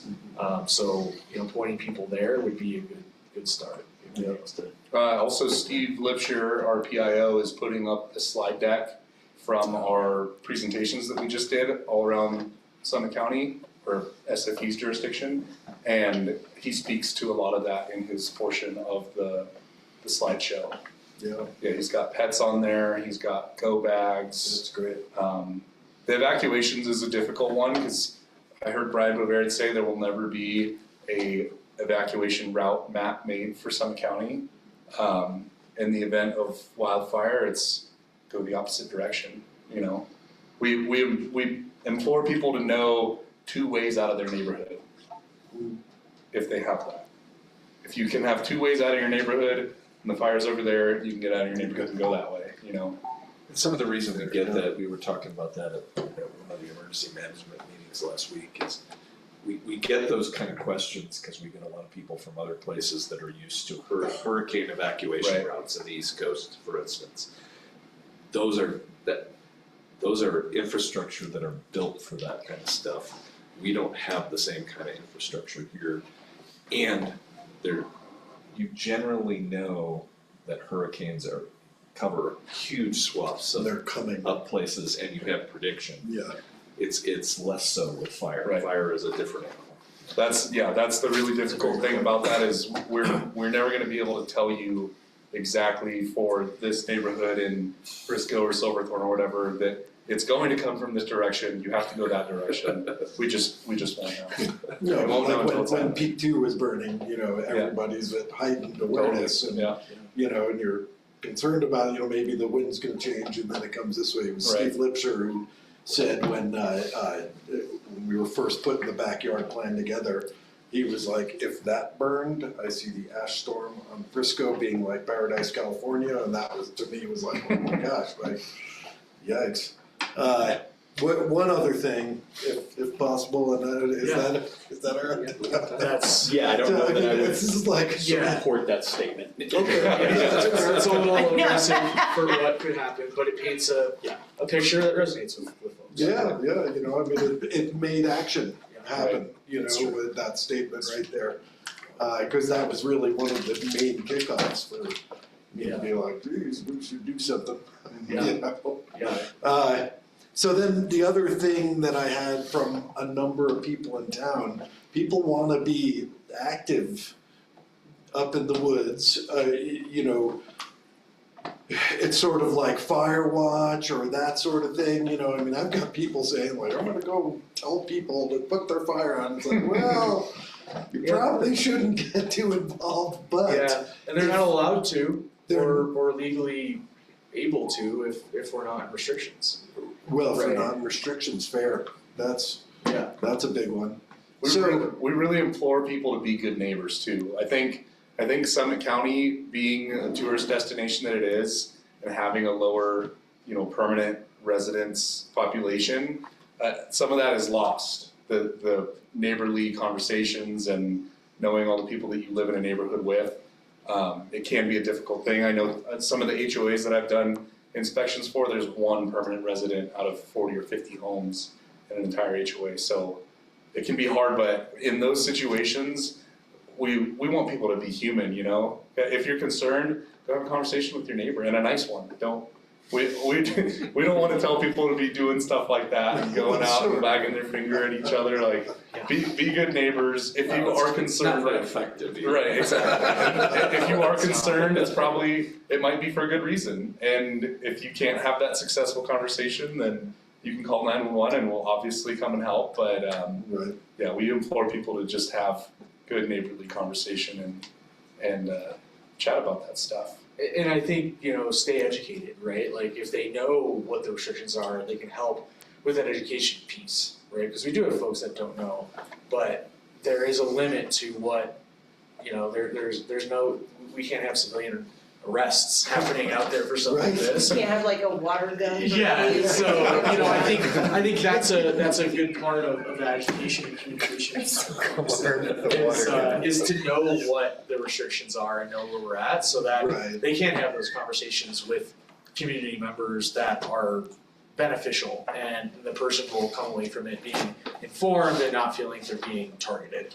Yeah, and that's in the neighborhood, it's another thing like hiking up Miners Creek, you know, and when there are restrictions, finding someone with a campfire going on and, you know, and then is it like, the thing to do would be to turn around and call 911, say, hey, there's a fire up here, or, cause that's where it's like, these people are like, Yeah. you know, I'm gonna go in there, and it's like, you So can't your get water gun involved. comes There's a out. couple things there, Last we have the non-emergent line for the dispatch center, non-emergent which line. would be a start. Right, If people are aware of where the land is, and I don't expect that, but if folks know they're on forest land, calling the Dillon Ranger District Office and letting someone know. The forest has FPOs, which are Forest Protection Officers, that are able to write tickets. We have some of the sheriff's office special operations deputies who are also able to write tickets and have the ability to go onto forest land and help with the forest law enforcement officer. So there's a lot of good relationships there. So I think, again, if they're comfortable having that conversation, hey, did you know we're in restrictions? No. Would you mind putting that out? If the answer is no, obviously we don't want anybody to get involved in a confrontation. There's avenues to communicate that.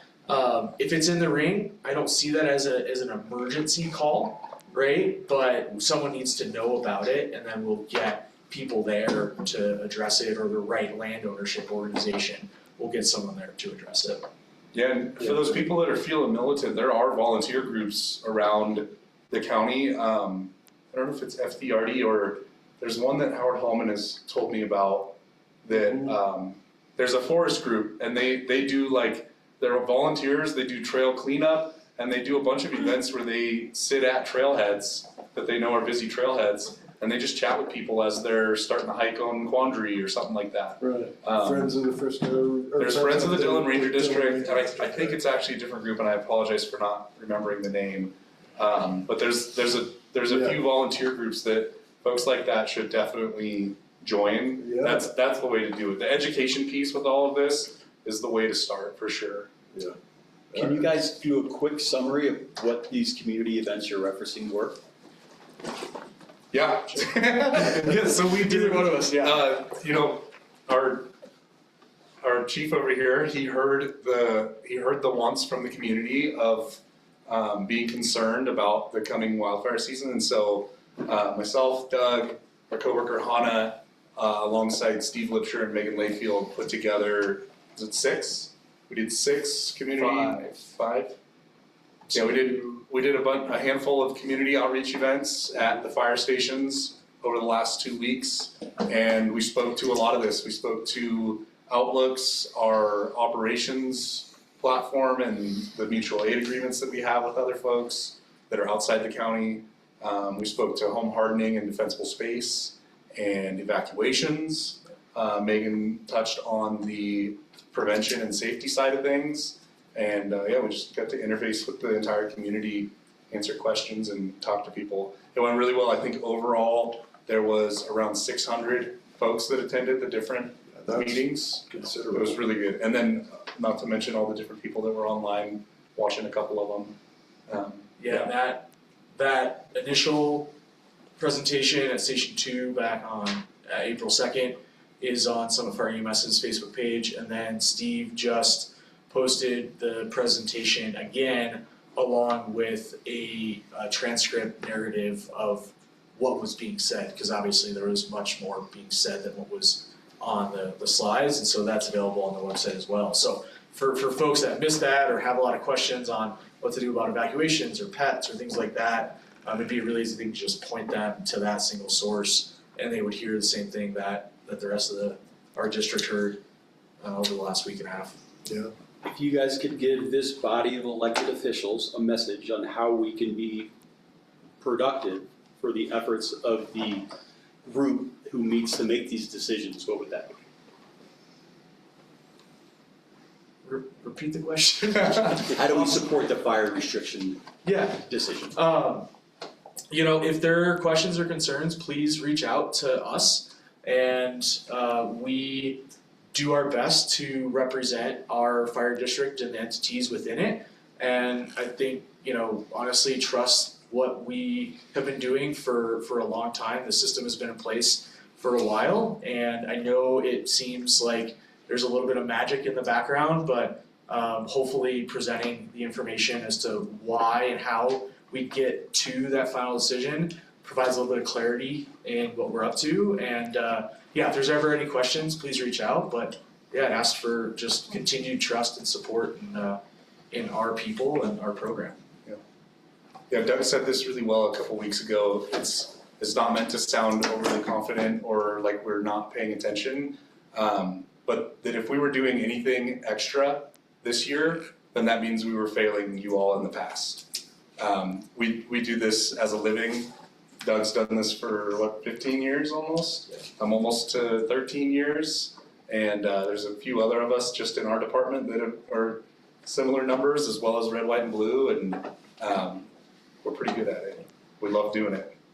And I think to tag on to that request would be, and we've been talking within our program and with our partners about how can we solidify this information and share it with our community members, because I think there are a lot of questions about, campfires, what's up with those? Fire restrictions, what's up with those? And recognizing that maybe we haven't done the best job in years or decades past of explaining, like we're trying to do at these meetings, as to what they are. So it's on our list of projects over the next year to come up with a way where we could have maybe something that is a deliverable, where we can point people to and it's more publicly available as to, hey, how is the sausage made?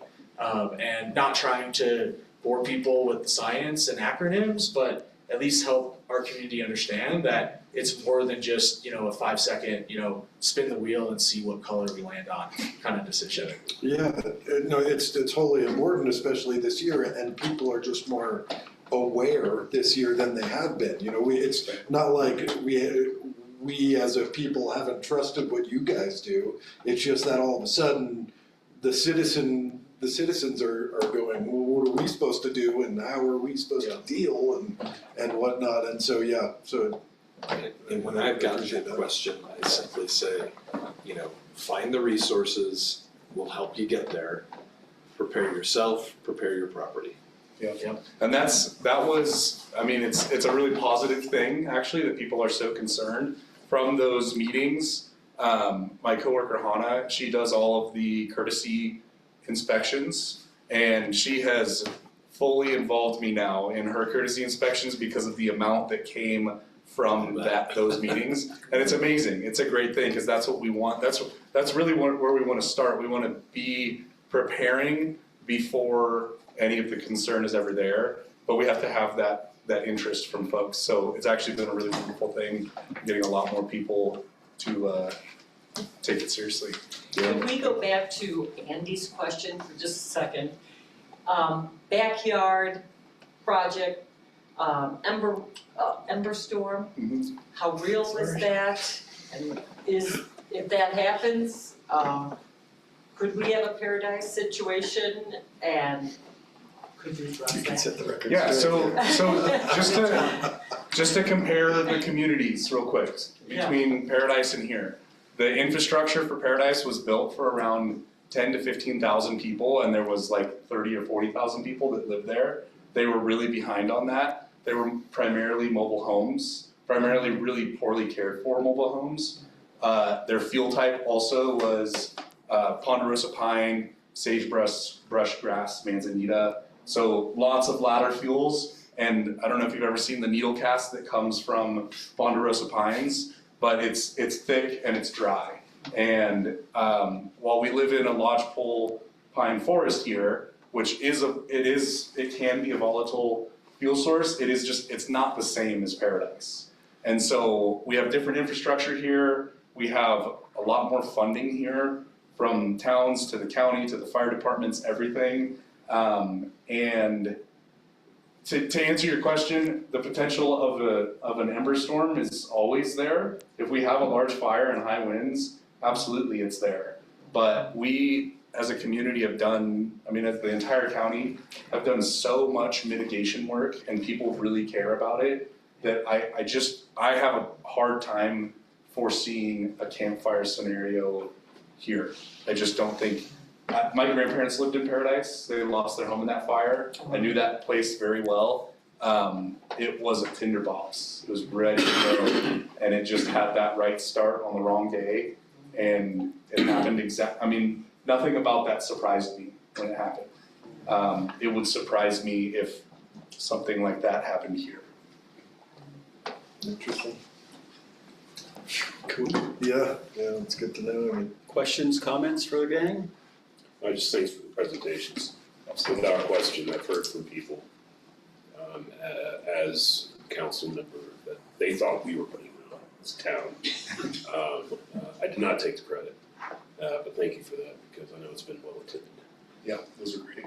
Yeah, I just wanna say, I went to one of the presentations and it was great and everybody was really excited. I've been telling everybody to go. That's so good. And thanks for coming and doing an assessment Yeah, this morning. I got an Absolutely. assessment on our HOA. Yep.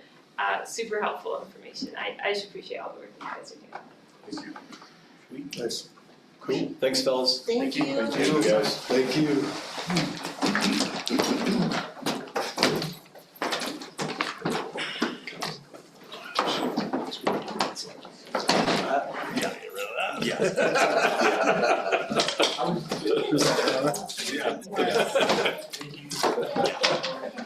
See you, Doug, be well, man, cheers. So Elizabeth, Thank you, guys. Elizabeth, the guy, the guy bringing up the rear of your platoon, he's got the super soaker. I mean, that's how I'm gonna hike now.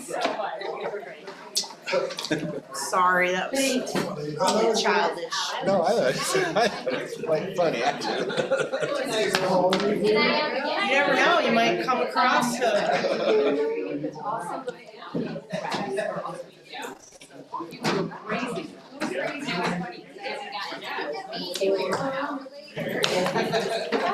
Hopefully this has like, they got like the trays and one of the options was like a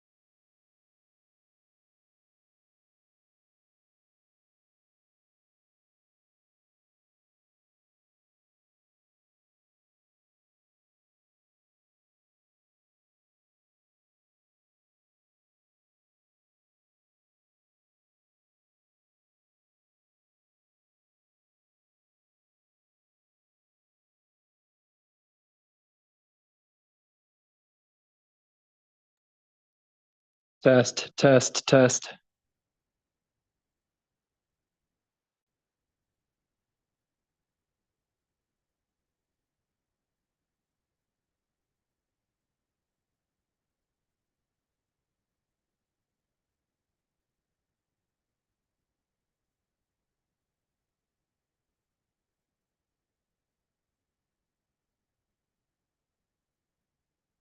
Test, 1, 2, 3, test.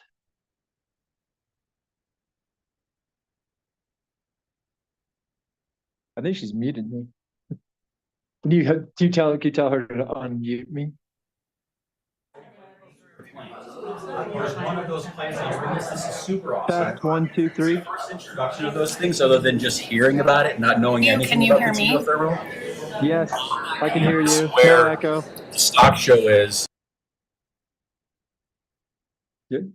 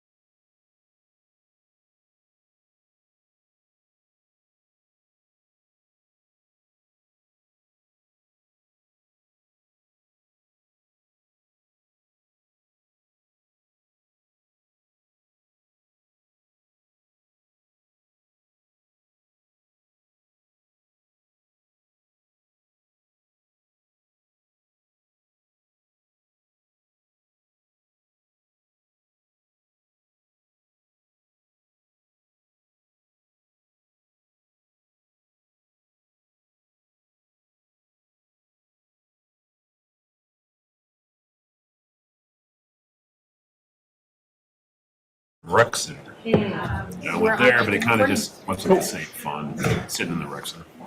I guess I don't have time to play chess. Not this second. Hi, everybody, it's 7 o'clock. We'll go ahead and get the regular meeting of the Frisco Town Council for April 14th started. And with that, we have a roll call, please. Allen? Here. Held? Here. Beacon? Here. Scripture Keegan? Here. Ryan? Goldstein? Here. And Kibbe is absent. Great, thank you, Stacy. With that, we'll roll into public comment. Public comment is reserved for items not slated on the public hearing. On the public hearing, on the meeting's agenda, if you plan to comment on an item already slated for the public hearing later in the meeting's agenda, please wait until that item is announced and public comment is requested at that time. State your name and address for the record and limit comments to 3 minutes or less. No council action is taken on public comment at council meetings. Council takes public comments under advisement, and if a council and/or staff response is deemed necessary or appropriate, the individual making the comment will receive a formal response from the town at a later date. Be sure to sign in at the welcome table at each meeting and when providing in-person public comment, and include contact information for follow-up communications. And with that, I'll open up public comment in chambers. Anyone wanting to make public comment, please make your way to the podium.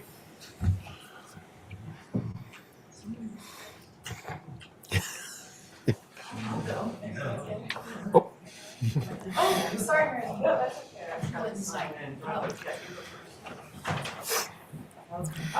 Instructions. Hi, I'm Kim Nearpass Pollock, and I am a business and property owner at 507 Main Street, right across from Foots Rest, which I'm assuming is not on the topic, right? Or on the agenda? Okay. So I've been writing letters and communicating with many of you, and I really appreciate you guys taking time out of your schedules to email and call and stop by and chat when I see you on the bike path and all of that. But I wanted to just come in again tonight and reiterate, one, I appreciate that the walkway has been put in place in front of the foot development. I think that's a really good safety measure.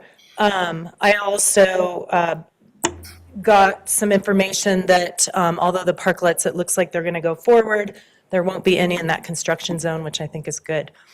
So again, I really appreciate all you guys are doing, and I really appreciate the open dialogue, and I see progress and cooperation being made, and so that's really good. So I just wanted to reiterate my last email, and some of you have responded, and I appreciate it, but I think we're making some progress. My concerns are still safety, and as we move into the summertime, I think parking is going to be a really big issue, and I think it's going to be an increasing issue as the foot project progresses, because I'm assuming there'll be more construction workers, more people occupying the side street parking. So as I said last time, if you don't know, there's 36 spots that have been blocked off by the construction zone. I've been told that those spots will be opened up on a rotating basis as they can be, which I think is great, and I look forward to seeing that happen. I guess my request now is that the town look at some other options for parking, because if we don't, I think summer's going to be, again, really crazy. I see the construction workers already between the Foots project and whatever the project on 6th and Galena, I guess that's workforce housing. Because those guys get here so early in the morning, they're taking up most, if not all, of the side street parking on 6th Avenue. So we've got 6th Avenue, Main Street, and 5th Avenue all blocked off between the construction and the construction workers. So I'd love to see some other parking options open, maybe the marina, since that's probably a no-go this summer. And I think the Sabatini lot, if that's what it's called, was mentioned. My request would be, though, that the construction workers park in those lots, not that we ask guests and customers and patients to park in those lots. I know it's inconvenient for them, but we're all taking the brunt of the inconvenience at this point.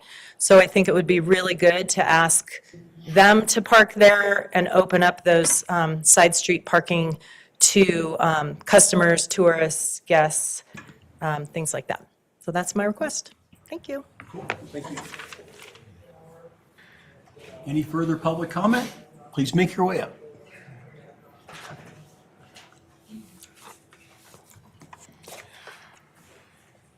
Hi, I'm Mary Lane Moore, and I own Stork and Bear Company and Around the World Toys at 610 Main Street, and I'm also the property owner at that business as well. I'm here this evening to comment on the future impact of having parklets on the Main Street this summer. The impact resonates throughout Main Street in the form of less parking for shoppers and diners. We've already lost at least 25, and now I see Kim said 39 spaces due to the Foots Rest development. Now another, and I don't know the number on this, but at least potentially 50 on parklets. The council's already heard the impact to businesses in Block 5 and in some of the businesses in Block 6 since December 1st. The businesses, all businesses should be heard and treated equally. Does council think that visitors won't come to Frisco because we don't have parklets? I doubt it. They've enjoyed coming here for years, and they come in droves, especially in the summertime. I also wanted to speak about my frustration and the disappointment on the notification sent out to the businesses to reserve their parklets for the summer. And during this time since December 1st, I've talked and written about the no parklets this summer, and then no one ever said to me, you need a letter and you need a petition so that it can get on the agenda. You know, and honestly, I don't know what I don't know because it's out of my realm, but I was pretty surprised. And Martin, thank you for telling me that because you came over to the store a couple weeks ago. I was also told not to broach the subject repeatedly since December 1st because council was really busy and that this information, it was just too early to request no parklets. So I feel like the intentions were still there that this was all going to continue, but it just kept, for me, either it wasn't, no one said this is how the process is, or they said don't even bring it up because it's not pertinent right now, only to be shocked that we're in this situation. I hope that town council could acknowledge the impact to the other businesses and the locals and the visitors that are wanting to support our Main Street businesses, but are frustrated with the parking issues. Town council needs to hold Foots Rest development to opening up parking and not expect that the businesses should keep telling them to do so.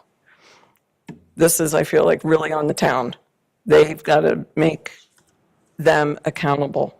And just speaking with this other information of up to 400 workers, once they really get onto that interior, those workers need to be somewhere else parking. And 7-8 years ago, when I sat in on planning commission and on town council meetings regarding all this build out, I remember Kelly saying all those workers would be parked off-site and that they would be transported in. And then who's monitoring the workers on the sites? You know, we're running our businesses and I can't get out. I work alone many times, many days, or many hours in one day. I can't get out there to monitor them. In addition, cyclists, including e-bikes, should not be on the sidewalks. Why is this allowed here when it's not allowed in other towns and cities across the nation? I mean, really, you know, you go anywhere else, you can't put your bikes and e-bikes on Main Street, on the sidewalks, excuse me. Our town is and will be impacted for 2 years due to the Foots development, the 203 interchange, diverting traffic down Main Street, potentially the parklets. Let's capture those folks driving down our Main Street due to the detour to park and enjoy our town. Maybe they'll find their new favorite restaurant or their new favorite women's store or toy store. In conclusion, if council does decide to keep them, meaning the parklets, then I feel like council needs to put additional parameters on their use and limit the parklet numbers for each business. This should not be a grab as many as you can at the expense of others. Also, shorten the time frame that they're there. October 20th is way too long. That's just short of 5 months. I believe it's unfair to all the other businesses on Main Street to endure this disruption past peak summer season. With the combined effort of Shannon, who owns the Shoe Inn, and Jan Shackelford, and who else contributed to doing, running around and getting signatures on a petition. We have close to 40, mostly businesses, and interesting enough, mostly businesses that are even in the core that have partaken in the parklets in the past that are not in favor. If you'd like us to identify which business it is, because it wasn't, we were scrambling here in the last 2 days. But I did mark one sheet, at least the sheet that I collected signatures on, that it was a business, BUS, or resident, RES. And we have these. Who can I pass these off to? Okay. Thank you again. Thank you, Mary Lynn. Any other public comment? Hi, thank you for entertaining us. I'm Jan Shackelford. I own the Juniper Tree at 507 Main. I'm not a renter, I do own the property. I am across from the mosh pit called Foot's Rest. It has made my life miserable. I believe it has devalued my property. It has certainly bothered my business. I would like to see you be reactive right now where the parking is concerned and proactive moving forward. I'd like to see you come up with a plan. Give us a plan how you're going to handle this. If 203 exit gets all screwed up this summer, whether they start at the dam road or whether they start at I-70, you can bet that a lot of people are going to come down Main Street. Then we've got the trucks. Then we've got who knows if it's going to be the concrete people. We all just got a letter from Kelly saying, hi neighbors, I'm sorry, but you're going to be disrupted for 2 years with constant vehicles coming through here. Then you got the bikers. Then you got the tourists on the bike. And then you've got our wonderful Jose, who's our UPS driver, is thinking of taking a different route because he doesn't want to deal with this either. Think about the ramifications that are happening here. As far as the parklets go, you know, if it's going to go through and your mind is set on it, great. If it isn't, those people who have chosen to give their 2 or 3 or 4 parking spaces to be shunted off to their neighbors, those particular businesses should have to park 2 blocks off Main Street. They take all the parking, let me give it to her, and then I'll just go around the corner. That doesn't work, guys. I would also say that maybe you get 3 people on your staff who are kids, who are new, who are excited, and come up with 2 or 3 options. Where could we drive around town and come up with an option? I had a couple. I don't know what you're doing at the marina, bus people in. I don't even know if the Sabatini lot is for sale. Put a parking structure on there, guys. Silverthorne's got a parking structure and they have nowhere they even shop. We've got to be proactive about this. Can you lease part of the Peak School? Can you lease part of their property? Can you have the U.S. government post office lease a little bit on weekends? We just need to think out of the box, and we can't say, oh, we can't do it, we just don't have room. And, you know, I reiterate everything that Mary Elaine said, she said. Thank you for your time, guys. Thanks. Thank you, Jan.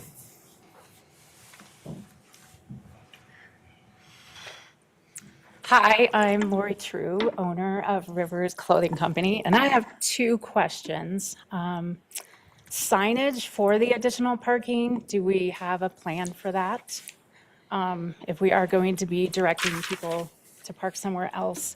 And then also, side streets. So as Jan was saying, we did get this neighbor's letter and that they were going to be closing 6th and 5th all the time. And then last year we had a parklet on 5th. Will the parklets be coming onto the side streets if we're moving forward with the parklets? Those are kind of my two major ones. Thank you. You would get an answer from staff. Okay. Yeah. Say Thanks, one more Lori. thing, please. When you come into town from the parking, from the light, the first block is full of all the cars. Second lot looks like it's been just gone. It's awful. Then you get into the cute, what used to be the vital part of town. I have people from Kansas City, St. Louis, Chicago, Denver, Atlanta, Aurora come into town and say, oh my God, we came to Frisco. We came up to go to lunch and go shopping. I've never heard them say, we've come up to go to lunch. You guys have a Walmart. It's always the charm of Main Street. Please keep that alive. Thank you.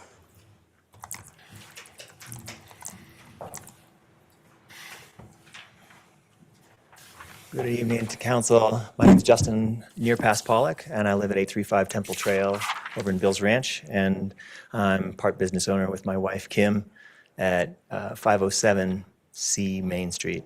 So we've got the Mountain River Naturopathic Clinic, and I'm just going to echo a lot of what Kim said about parking.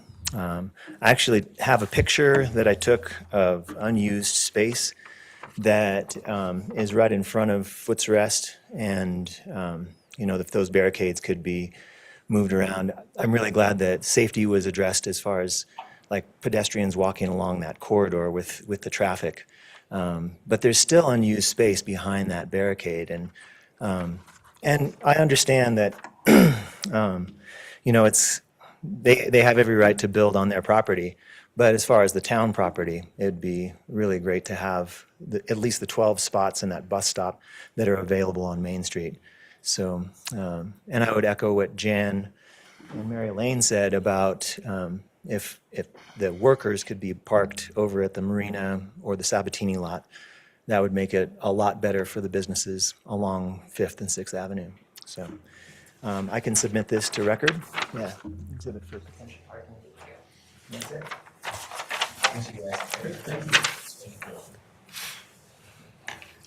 Any other public comment in chambers? And bless you all, because I understand your issues. Megan Mulqueen, I live at 306 South 5th in Frisco.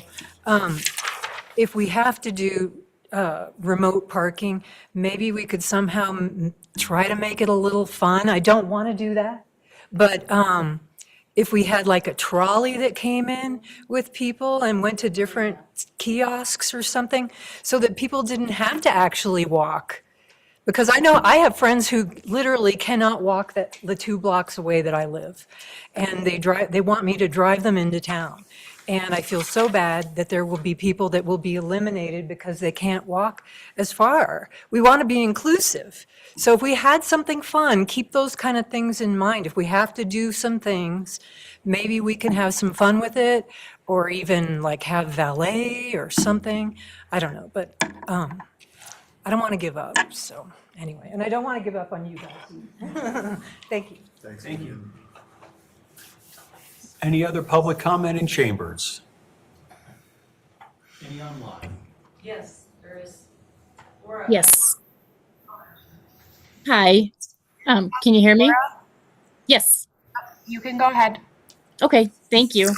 I am Laura Eichhoff. I live in Dillon, and I have a business that is with the Nearpass Pollock Mountain River Clinic. I own the Backcountry Herbal Apothecary that is directly across from Foot's Rest. And I just have a couple of quick things. Of course, I am still talking about the parking on Foot's Rest, but I am glad and very appreciative that you did give the walking pedestrians a place to go. And I do appreciate the people that have come into the shop to talk to me personally, and the people that have reached out through emails. emails, many emails. So I appreciate that because I know this is not the only topic in Frisco and you guys have a lot on your plate. So I appreciate all that. And then meetings that they have set up. I'm just curious if the town can formally revisit last year's parking plan for the parklets, because when the parklets were approved, the 36 spaces were still available. So since that's no longer the case, I was just curious if the town can explain how the current plan is still workable for the businesses, or if we can revisit that on a, an addendum or anything like that. And then my second question is, are we going to be worrying about parking on Main Street for 3 hours for the tourists that, finally get a parking spot? Is there somebody going to be around, ticketing cars that are parked for 3 hours or longer on Main Street? And that's pretty much all I have to say, except for piggybacking on what Jan, Mary Elaine, Dr. Nearpass, Dr. Pollock, and Lori have said about, everything else that's going on. So thank you. Thank you. Any other public comment online?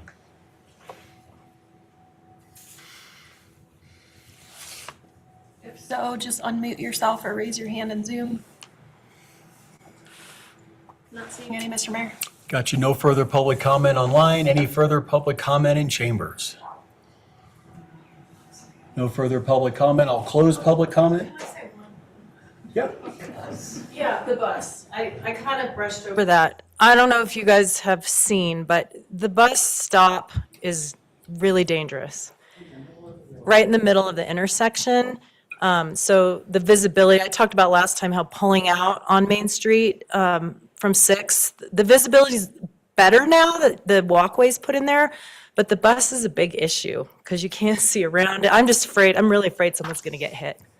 So I don't know if the bus can move over to Granite like they've done in the past when the Main Street closes, but just be aware of the safety issue there because I'd hate to see someone get hurt before changes are made there. Thanks. Thank you. Any other public comment in chambers? No further public comment online or in chambers. I'll close public comment. We'll move on to mayor and council comments. Okay. Thanks to Stacy and her team for the, I think, really well-run election we had this year. In this day and age, there's always talk about elections, and I don't know how difficult it is to manage them, but thank you, Stacy, to you and your team. I think it went off really well. Yeah, that's all. Thank you. Anything else? I'll follow that up with, I know Stacy had a crack squad of election judges working with her, which was great to see. And then I just wanted to have one more comment that the marina will be open this summer. The thing that will not be available is the slips. However, all other operations at the marina will be open for the summer. Any other comments, team? Will there be a shuttle from there to Main Street? Can there be? We don't currently offer that service or have a vehicle to provide such. But it's a good idea. Anything else? Cool, I'll close public comment and move on to any staff updates. No staff updates, Mayor. Great, thanks, Tom. We got staff updates. It's our fun time of the night. Any conversation about consent agenda? I'm not aware of any changes to the consent agenda. I would entertain any discussion or a motion. Mr. Mayor, I move to approve the consent agenda. I second that. We have a motion to approve and a second of the consent agenda. Please call the question. Kibbe is absent. Goldstein? Yes. Howard? Yes. Grabcheck Adrian? Yes. Ryan? Yes. Lincoln? Yes. Mallard? Yes. Thank you. We'll move into new business. First item tonight is going to be Resolution 26-12, a resolution authorizing the mayor and Frisco Town Council to execute a contract agreement with Miller, Inc. in an amount not to exceed $1,357,527.29. And with that, we have Josh. Good evening, Mayor and Council. Tonight, staff is requesting approval of Resolution 26-12, authorizing a construction agreement with A.D. Miller for the Pioneer Park Improvements Project. What I have presented here is the latest design drawings from SCJ, along with just some bullets that's going to go with my presentation here tonight. And generally, the green indicates where the tree cover will be. The red kind of indicates where the restroom is planned to be, while it's not in the scope of this contract. And I'll discuss that in a second. And then just some other the improvements that are going on along. You can see the boardwalk and some of the other structures in there. This project advances prior council direction and community feedback and is intended to revitalize the Pioneer Park with improved recreational amenities, better connectivity, and broader community use, particularly as the 602 Galena Workforce Housing Project nears completion.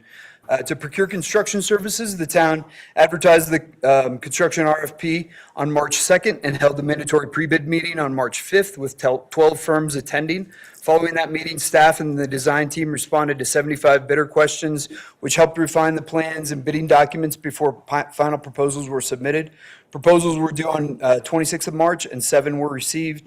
Staff evaluated the submissions using the criteria established, which included qualifications and references, project manager and personnel, project approach, and fee schedule. While the low bid was not considered because the bid package was incomplete, staff shortlisted Rock & Company and A.D. Miller for interviews, and after interviews selected A.D. Miller as the top-ranked firm. Staff is recommending award to A.D. Miller for reduced scope of work that excludes the restroom component at this time. The full proposal from A.D. Miller was $1,625,000 and change, which exceeded the current project budget of $1.5 million. Because there are no additional funds available at this time, staff worked with A.D. Miller to revise the scope to align with available funding.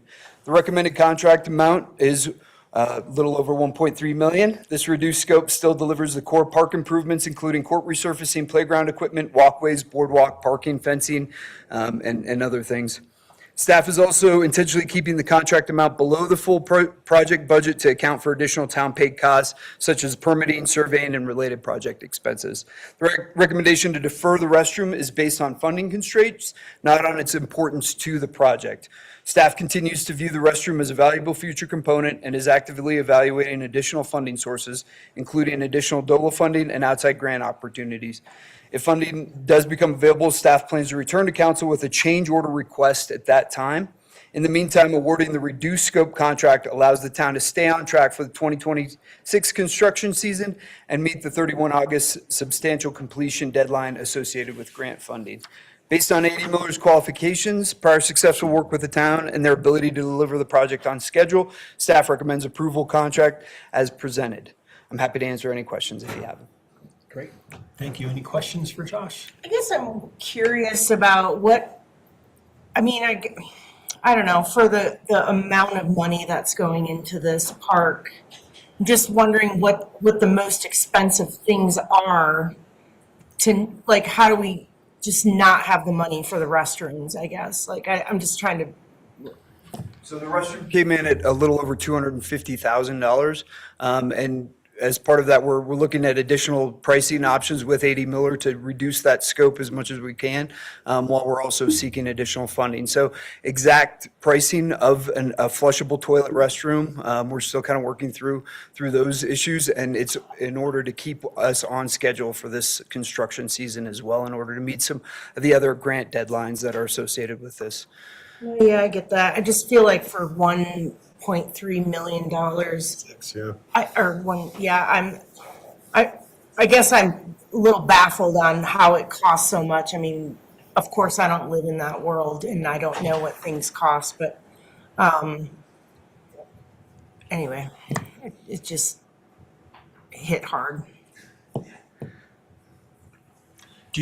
Josh, There is the bid form schedule that has it broken down by price. I think it is in your packet as well. So it goes by line exactly and what we looked at, the restroom was kind of the biggest ticket item that was not impactful to those other parts of the project. So that's why we're recommending reducing the scope at this time, and then hopefully coming back and requesting a change order that will enable the flushable toilets restroom at a future date. Josh, on that, what is the Earthscape Mokuyama That's the play feature? Okay. That's part of the improvements that, were decided upon through the design process. That's a $200,000 part of the project, yeah. Yeah, I looked at, I went through your whole list of the pricing and everything, and I think, personally, I think this is a prudent move right now, because your project and everything in there that's coming in, I mean, stuff is expensive these days, and a lot of this is specialty. When you're running up that tight against a budget, one thing we don't want is to go over budget. Not in this year, I think, personally. So I think this is a prudent move. I don't have an issue with it. Is as along what Elizabeth's saying,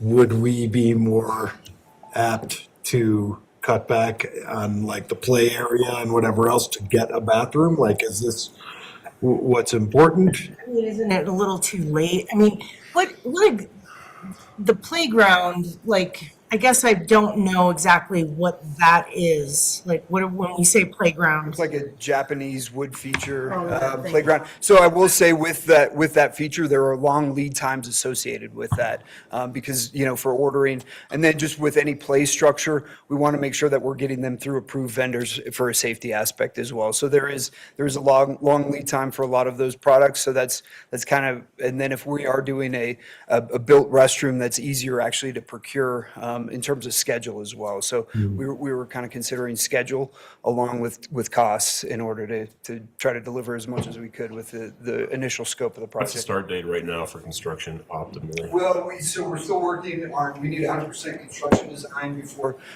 we can move that over into that space. So that's part of the contract that we've been working with A.D. Miller on, and with that's help have got to a good solution with that. So upon reception of 100% construction design, that's when their notice to proceed will begin, and then they have 180 days after that point. And then what are the chances of coming back and saying we need to find $250,000 for the bathroom in order to do a bathroom? I'm not 100% on the dollar amount associated with that as well. So that's part of it. Are you asking if this project's going to come in under scope and we can just? Well, no, I guess it's, you said you're going for a grant. Like, do we have any idea of how much that grant is or? Too early for me to. As I've been explaining, I didn't get a chance to talk to you about this before this meeting, but we have some grant intrigue going on between the 101 project and some extra grant funding that's available from DOLA. Okay. For the same grant that we're working with right now. We just don't have 100% answer of which pot is going to pay for the bathroom. Yeah. So we can't give you that full answer. But that, when Josh is talking about a change order coming, that's what's going to fund it.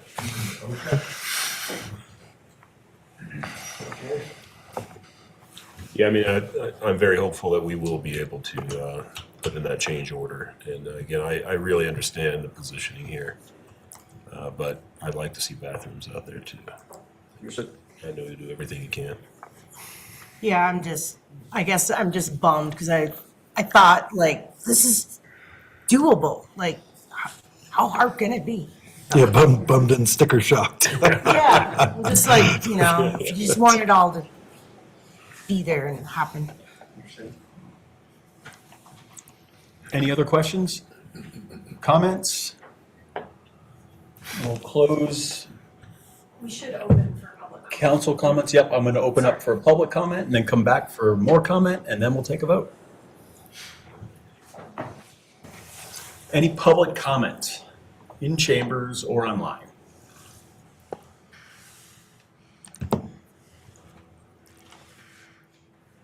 Not seeing any online, Mr. Mayor. Thank you. With that, we'll close public comment and come back to council for any further discussion or a motion. I'm just gonna say little parks are expensive. Fair.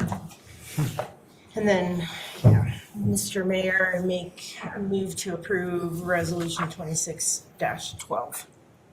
Second. We have a motion to approve resolution 26-12 in a second. Please call the question. Allen. Yes. Katie is absent. Goldstein. Yes. Held. Yes. Shepherd Adrian. Yes. Ryan. Yes. And Adrian. Yes. Thanks, Josh.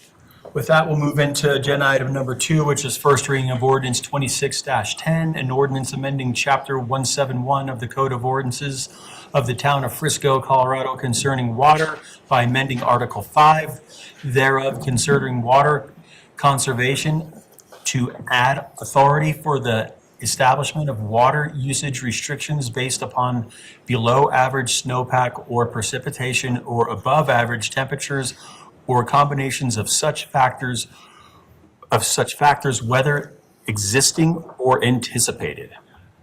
Whoa. Yeah. Council, Mayor, thanks for having me. Yeah, this is to bring forth the first reading of an ordinance to allow the town to have the authority to move sort of outside of the metrics that are defined in the town water code to go into and implement tighter water restrictions with the anticipated lack of moisture that we are experiencing this year. This particular year, we have up at the water treatment plant, we have recorded 85.45 inches of snowfall, which has translated to 7.29 inches of water. The rolling 5-year average up there, we see 180.28 inches, which also translates to 14.5 inches of water. So as we all know, reading every newspaper and seeing every news article, we are in a historical low moisture winter. So we rely heavily on the snowpack as sort of a controlled, slow release of that water into our waterways that we pull from, and that water is now no longer available for us. So with that anticipated drying of the waterways, we are requesting that we have the authority to kind of make those transitions into tighter restrictions to kind of set expectations and not put the town water system in a compromised position to keep up with water demand that is just not there for us to deliver.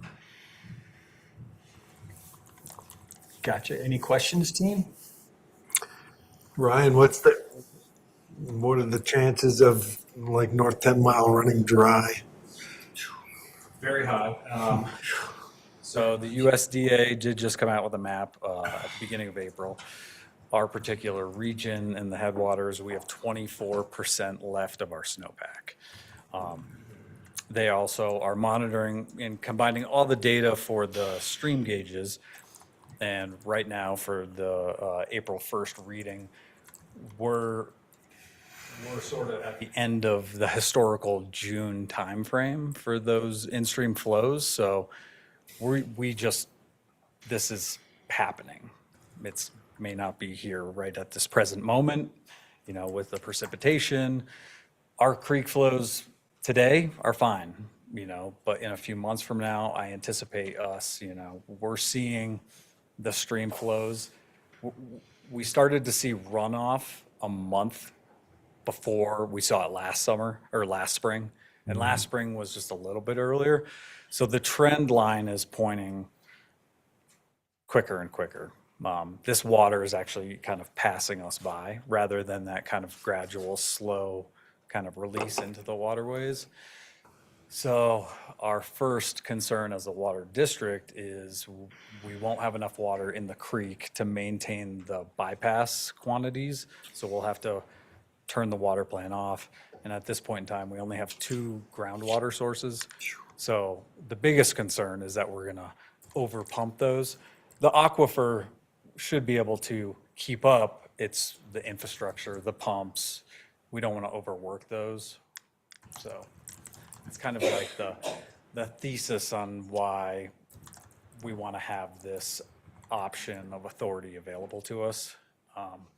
The town of Breckenridge, they're gonna, on April 28th, put through their council, to start May 1st with a 2-day per week water restrictions. For us, if we wanted to match kind of their efforts, that would mean we would jump immediately into phase 3. So we always operate at phase 1, which is just a voluntary 3-day-a-week outdoor irrigation schedule. But if we were wanting to kind of mirror what they're doing, their efforts, that would help kind of align messaging. It would benefit sort of the local landscape companies, so they're not kind of having to figure out, which jurisdiction they're in and what the different, schedules are and the rules. So a more unified messaging. We worked with the surrounding water providers, the last few years to kind of align. So it kind of makes sense that we would kind of also support at least some sort of water restriction, and that's for you all to decide. But the ordinance is to authorize the ability for the town to make that decision and not have to follow the metrics for this particular lack of snow here. Yeah, just along those lines, I'm fully in support of doing higher water restrictions for sure, but what if we run out of water? Like, do we truck it in? What would be the plan? That would be pretty unprecedented. Everything I know about our water system is that, to kind of give you an understanding, where our 2 groundwater wells sit, it's a very highly saturated area of land. Well 5 and well 6 over by Meadow Creek Park. Obviously we have that willow marsh, so it's very representative of the saturation ability of that land. Our wells are drilled about 130 feet deep. The water starts when we measure, we measure the water table weekly, and it starts at about 28, 29 feet below the surface. So we have quite a deep zone of saturation. Back in 2012, when Dave Coop was the water foreman, and we were in a pretty historic drought for that time. The reservoir was very, very shallow. The water was very receded out. He had said it gave him a lot of confidence. He would daily measure those water tables, and they sustained, the water level without dropping significantly. That's good. So I haven't crossed that bridge that you brought the scenario up of. Yeah. I mean, I have to ask the question, because, as we in state,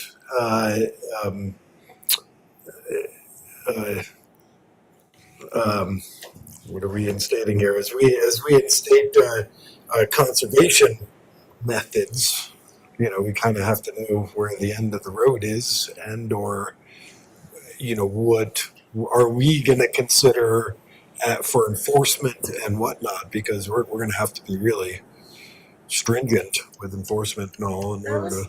My question too about how do we how do we enforce a serious water restriction? Is it, That same workforce that you were talking about wants to go out into the forest. And no, some of it is, flippant, but some of it is neighbors reporting neighbors,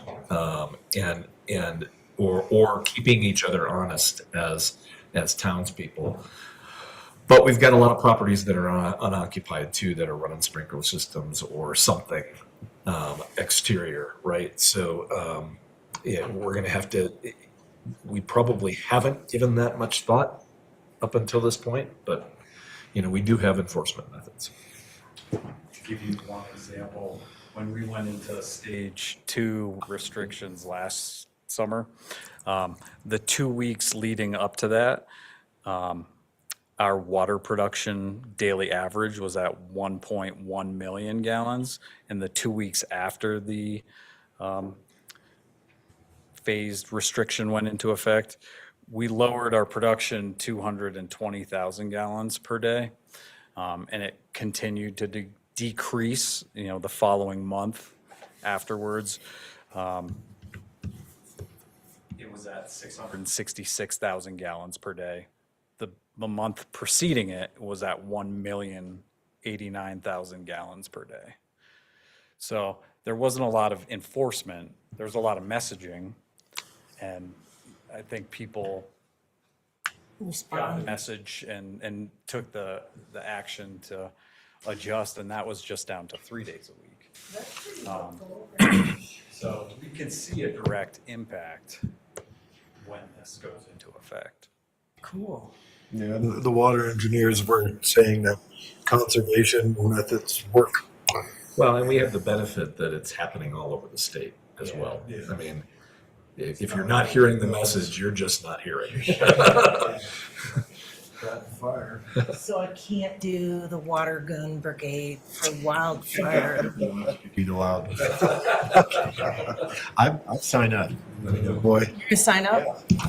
My understanding of our change in this, our amendment, is it removes some of the previous matrices that were in there. Some were outdated. And it brings that decision capability straight to the manager's office and not having to wait for the regular scheduled meeting for us to approve those changes. Yes, with the exception that the matrices remain, and they are still absolute triggers, but the manager's office through current and anticipated conditions can go to that level without reaching the matrix. But the matrix still sits there, so that if the well production reached a certain point, or if the level of 10 Mile Creek reached a certain point, then we'd be automatically there whether the manager determined or not. So the matrices remain. This just lays over the top of it, regardless of whether we reach the matrix. If the manager determines, we may post notice at the next level of restrictions, or any level for that matter. Right. Cool. Thanks for the.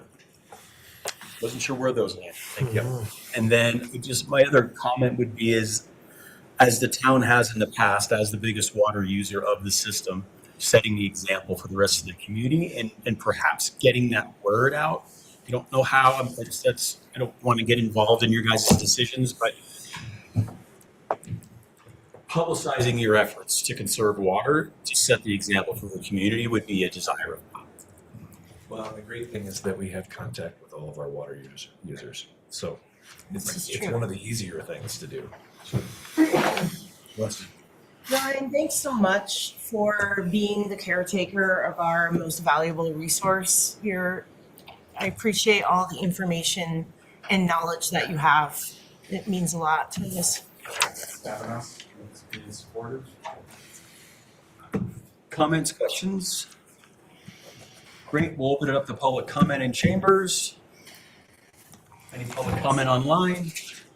Oh, we have public comment in chambers.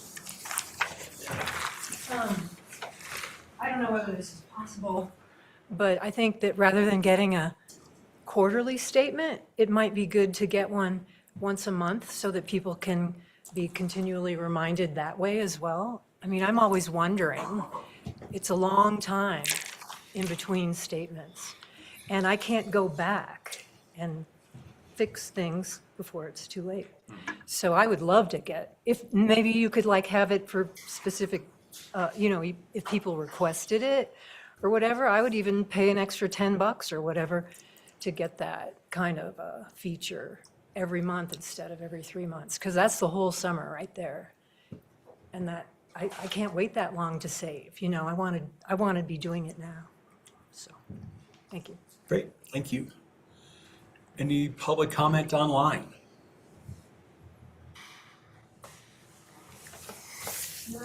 Mr. Mayor. Great, thank you. No further public comment online. No further in chambers. We'll close public comment and come back to council for discussion or a motion.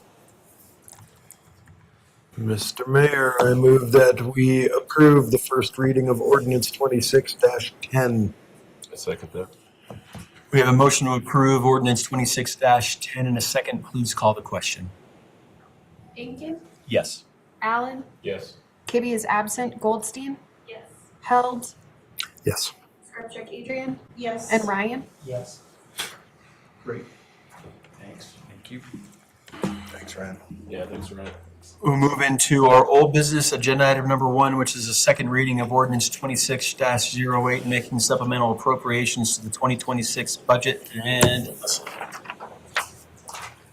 Evening, Mayor and Council. So this ordinance 26-08 before you is a supplemental appropriations to amend the 2026 budget. And this is related to, as we've been discussing, the low water projections at the marina, and just noting that any additional expenditures added to the budget here would be paid for from available revenues and fund balance.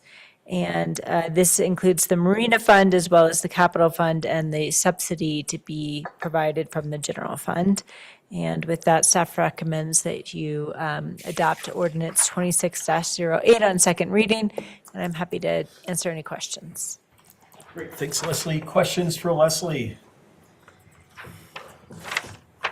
No questions. I'll open it up to public comment in chambers. Public comment online. Not seeing any, Mr. Mayor. Thank you. No public comment online or in chambers. I'll close public comment and come back to council for further discussion or a motion. Mr. Mayor, I move that we approve the second reading of ordinance 26-08. We have a motion to approve ordinance 26-08 in a second. Please call the question. Ryan? Yes. Incan? Yes. Allen? Yes. Kibbe is absent. Goldstein? Yes. Held? Yes. Skrupczyk Adrian? Yes. Thanks, Thank you, Leslie. Leslie. No further items on our agenda for this evening. I would entertain a motion to adjourn. Mr. Mayor, I move the motion to adjourn. We have a motion to adjourn. All those in favor? Aye. We are adjourned. Thank you. Thanks, everybody. Well, like 20 minutes.